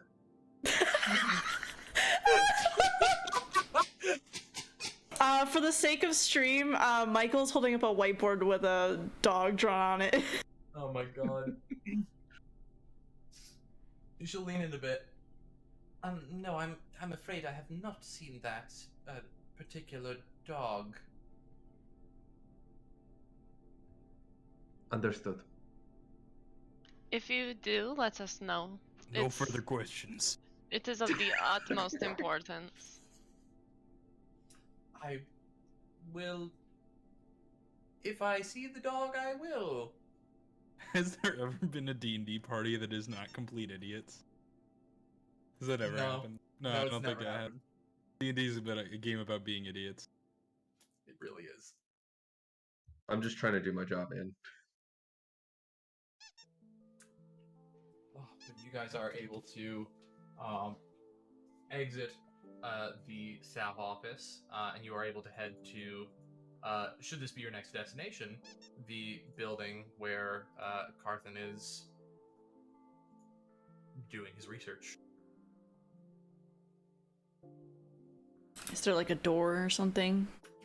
Yeah, you have to go through a couple doors. It is a second floor chamber. This is a more sturdily built offshoot of campus. So this is where like physical experiments take place. And you will be able to get up to the door, and you'll be just about to knock when you'll hear a kind of muffled and like some metallic clanging on the other side. And you'll just hear, Christ, this, as you hear some like more metal clanging as like utensils go. I'm gonna knock. Hello? Carthan? It's Juju! Oh, yeah. And like you'll hear more like furious like moving around in there, and you'll the door will open just a crack, and you'll see the maned head of a young Leonin, currently a certain amount of soot and liquid on his face. Hi. I wasn't It's been a minute. Yeah, it has. I saw Mindy yesterday. She said that you were working on some big project. She said she missed you too. That you should stop by sometime. Oh yeah. Wow, how long has it been since I've been there? Oh, She said a week. it's been a week? Oh no, have you not left the room in a week?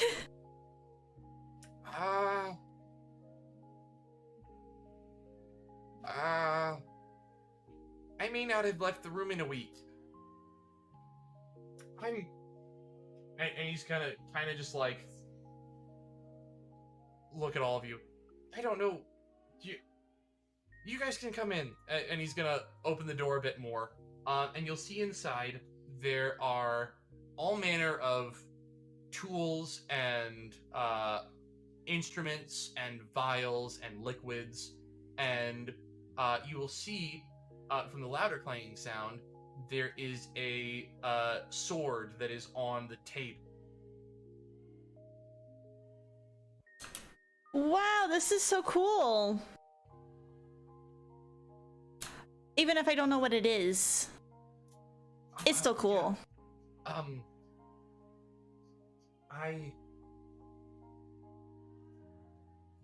And he's gonna he's gonna peek his head back out the door, and he's gonna close the door. Come on, back to the side of the room. And he's going to, trace a few symbols with his hand in the air, and they'll begin glowing in front of his hand as little runes. And he'll kind of twist them once and lock them into place. And you'll see kind of an arcane shimmer appear around the door area. Just don't want anybody stealing my idea here. I had an idea. Juju, do you remember there was a class in our second year that was it was about artifacts and lost relics. I think wasn't that the class that Professor Muka was teaching?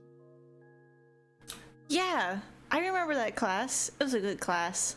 Yeah. So I had a thought with that, and Professor Muka recently got back from an expedition, and really cool stuff for one. Oh god, I don't even know where to start. And he'll pull out a map and get it on the table as well. So Professor Muka was, and my map was going there. Professor Muka was in the World Scar, and found some crazy stuff there. And I asked if they'd let me take something to try and tinker with and look at, and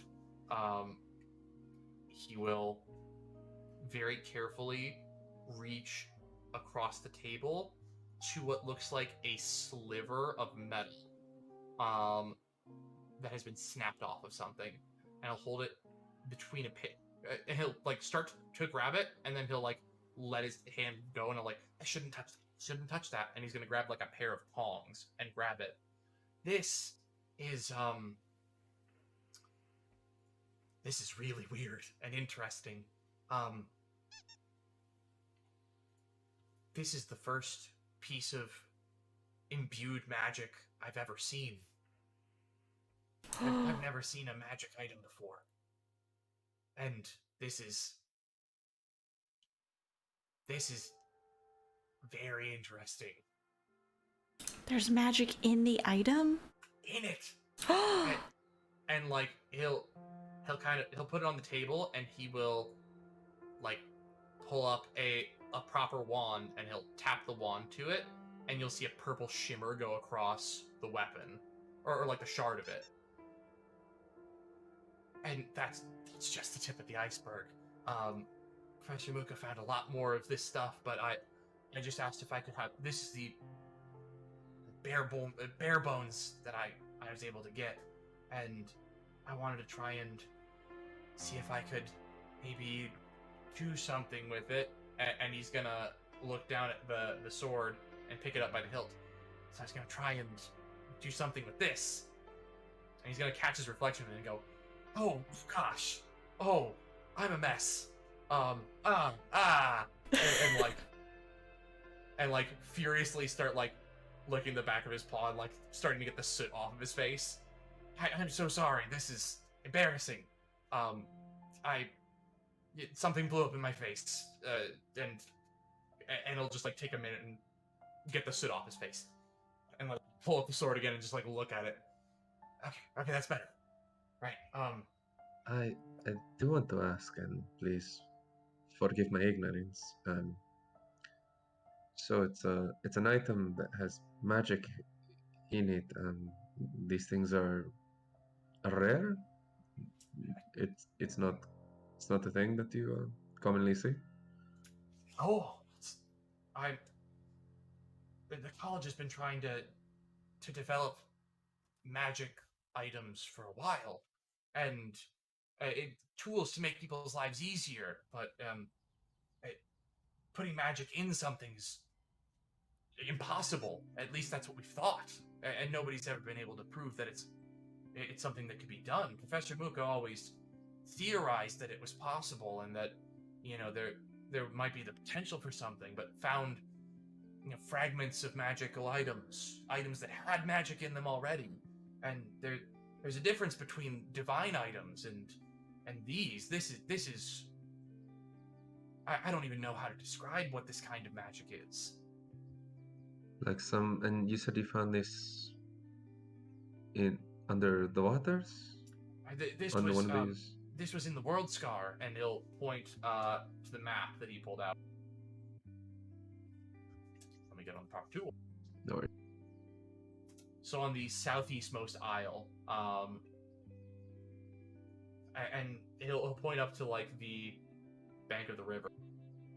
They ventured in on the major river, and just off the shore there were some ruins, and they pulled this out of there. So someone made this. Someone must have. I mean, it's not like any divine item. It has a completely different signature than a divine item. It feels more like the magic that, I don't even know what. I mean, like the magic that we get taught here is only about halfway off the divine scale. This is fully of our understanding. It's 100% non-divine. Well, okay. I guess I never thought that there was anything more than, priests could do, or those touched by the gods. And that's what everybody thought for a while, and I mean, Professor Muka finally found some proof, and this opens a whole new door to the idea of magic and what it can do. I mean, we could make well springs of water that just pop out of nowhere. We could make, things that nobody could ever dream of.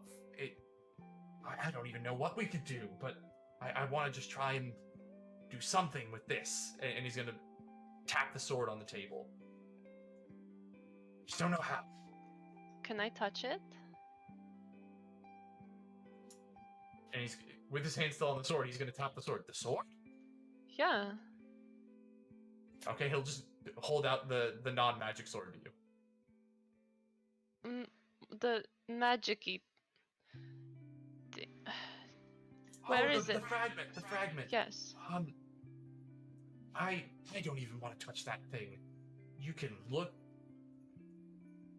Not with your hands. And he'll, grab with the tongs and hold it up closer to you. I'm going to have Basil sniff it. It's made of metal. It smells metallic. Does it look... I know it's a fragment. Does it look corroded, or does it look pretty pristine for the fragment that it is? For what it is, other than the fact that it is most certainly fragmented and shattered, and you can see where it looks like it broke off of something. It looks as if it had just come out of a forge. Maybe we all live in a little mountain village, huh? I mean, this is groundbreaking stuff. I mean, this, from the age of the ruins, this could be, anywhere from 300 to 700 years old. Well, that's interesting. It's old. This is the oldest. No, hey, I mean, this is pre-civilization. This is. We don't even know where this came from or how it came from. We have to find out. I mean, that's what Professor Mook is working on. And I don't know all the details, but I know that's something that they're pushing for, and I'm just trying to work with this here. And he's gonna look back at the doorway to check the duration of this.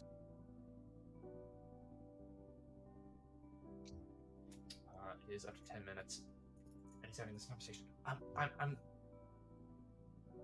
gonna shut up, and because it's gonna stop being quiet at the door in like 30 seconds. Okay, and okay. He's gonna just. Yeah, it's good to see you. That whole, and he's gonna like, put the thing back on the table and like throw a cloth over it and get that set. Hey, it's been a while. You went off, west. Yeah, West. How you been? I've been pretty good. I mean, I did lots of drawings. I saw some new things.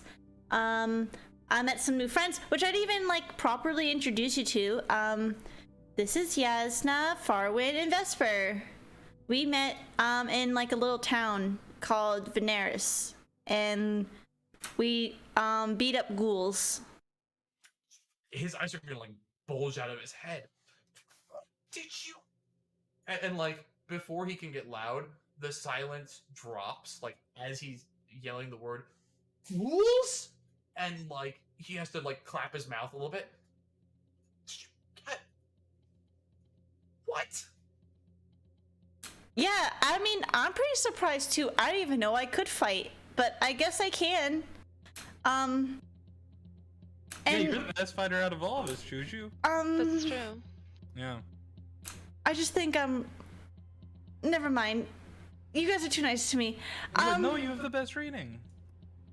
Oh yeah, we became protectorates. That's why we're here. And I'm the leader, I guess, cause Juju is our yeah. captain.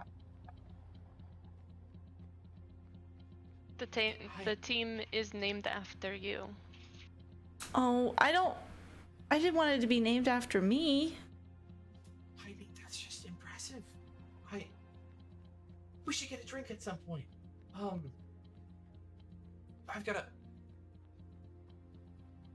Are you staying at the inn? Are you? Because you don't have a room at the college anymore. Are you at the inn? Yeah, I'm at the inn, and also, I'll technically only be here for another 4 days. I guess only 3 nights. So you'll have to pick from those 3 nights. Make sure you go see Mindy, that's for sure. Okay. Yeah. And you'll notice this room has no windows. What day is it again? I tell him what day it is. I don't know what day it is. It would be on the Gregorian calendar, it would be like a Friday. It's a Friday, and it's probably like midday / evening time or early evening time. Oh wow. Yeah, I need to. My dad's gonna be pissed at me. I haven't been home. Oh yeah, you haven't seen your dad or your brother in a while? I mean, like, not since I've been working on this, and I didn't realize it had been that long. It's very important work, though. I can't blame you. Yeah. I'm gonna need to. You've been in here how many days? I don't know. Do you want me to make you a bouquet of flowers to take to them as like an apology? Oh no, my dad would throw that in the fire immediately. I'll figure something out. I'm fine. And he's just gonna like finish putting like the cloth over the table and like put clasps down on the cloth so that it stays in place.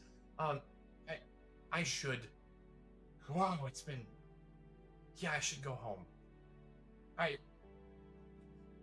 Yeah, good to see you. Good to meet you.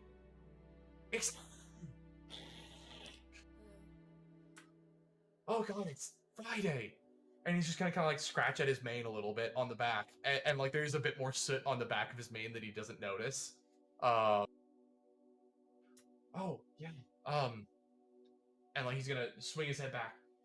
Drinks in sometime before Tuesday. Before Tuesday. Okay. Yes. And he's gonna start to go for the door, open the handle. He can't leave you guys in here. And Yes. he's gonna just. But also, very important. If you see this dog, that is mine. Oh, and he's also gonna do the look in. I don't know that dog. I'll look for it. I'll look for the dog. Excellent.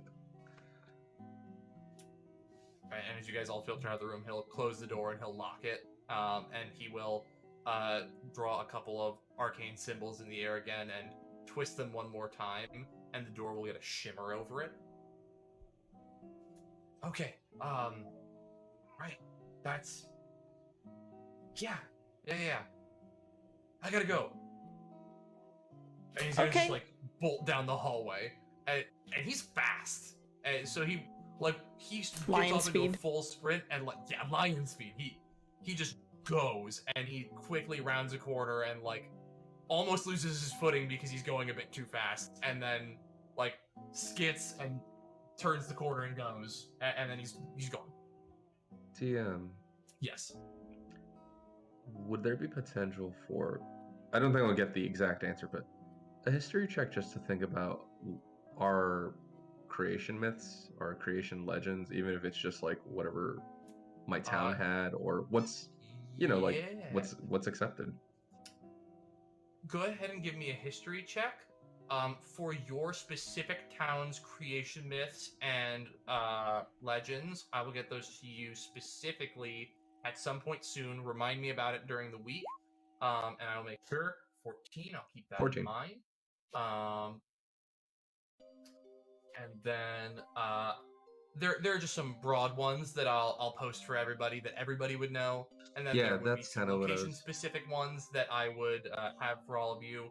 But yeah, no, this would be something that would probably be very common knowledge of there are no arcane magic items; they just don't exist. There are divine items, which are things that were given to mankind by deities, directly from a deity.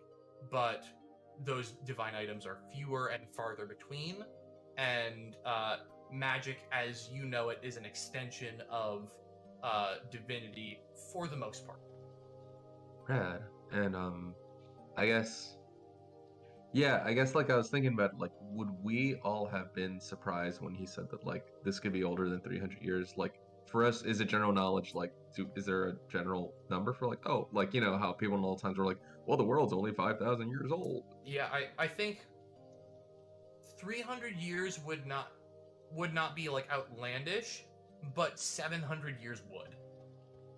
Interesting. Okay, cool. I will keep that in mind then. But yeah, to close out the night, as we are reaching around 11 o'clock, you guys are able to get your medical examination. Unless one of you thinks you would have syphilis or pink eye, you guys are able to easily pass. Sweet. I probably don't look great. Vesper was worried going into it, for sure. That you would have syphilis. That something would be wrong. It's rock syphilis, actually. Non-contagious rock syphilis. But yeah, no, you all get a clean bill of health for the attributed diseases and disorders that the college was asking about, and you are able to get yourself signed off, doctor's note saying you can go on the boat. Boat. We will we'll call it there for tonight. Next week we will pick up with. I thought we weren't doing next week. Yeah, we got another 2-week hiatus. Next week, 2-week hiatus. Next session after our hiatus, we will come back and look for a dog. With the hunt for Mr. Digglesby, and potentially the onboarding to the expedition vessel. It's gonna take us a whole session to find that dog. Yeah, I'm really sorry. I feel No. like it is, and that's... I I love think that it'll be a we nice just started break. pulling at the mysteries of the world. We're let's go find this fucking dog, man. What Hell is yeah. it about D&D that makes the characters idiots? I don't know. I think we just want to be a funny. thing. Yeah, but there are other games where the characters are not. But in D&D, they're always yes, we are going to engage in moronic behavior. Do you think it's because we don't want to sound too smart, like too meta, so we have to like dumb ourselves down maybe a little bit? No, I think it I'm might just be like fantasy or something. I don't know. I'm playing to like what I was given, so like my character, she only saw the dog post, she's like, this looks important. This is what Yeah, no, this is what I'm gonna totally. hang on to. It's, And you know, we have I think time it's to kill. Yeah, No, we I think do. It's great. It's just interesting as compared to like other games. Like Blades in the Dark characters are often very serious, gritty. I think D&D is just not usually that gritty. No, It's I flexible feel like enough, D&D is you know? an extremely flexible game. Like, some people play gritty D&D games, but like the majority of games that I have either seen or played or DM'd, you know, there is usually that lighter tone of, you know, we all go kind of mush brain halfway through and are like, ah, yeah, you know, fate of the universe, yeah, whatever, memes. Yeah. I There's also also think there's also like times that it is serious and dark and gritty, but you know we gotta find the dog. Dog! Oh yeah, I mean, like, also, I think the fate of the universe is just sort of like ephemeral. yes, exactly. I have never in my personal life considered the fate of the universe. Yeah, no, like it, and like you got to think about it in your brain of like, what would you do on a daily basis, and where does your brain go? Like, these are very human thoughts and actions. Oh, I panic about heat death of the universe at least once a month. Michael, I'm concerned about you. Alright, with that, I'm gonna sign off on our stream. Yeah, I'm going to bed. I also have to travel tomorrow, so. Bye bye bye bye bye bye bye!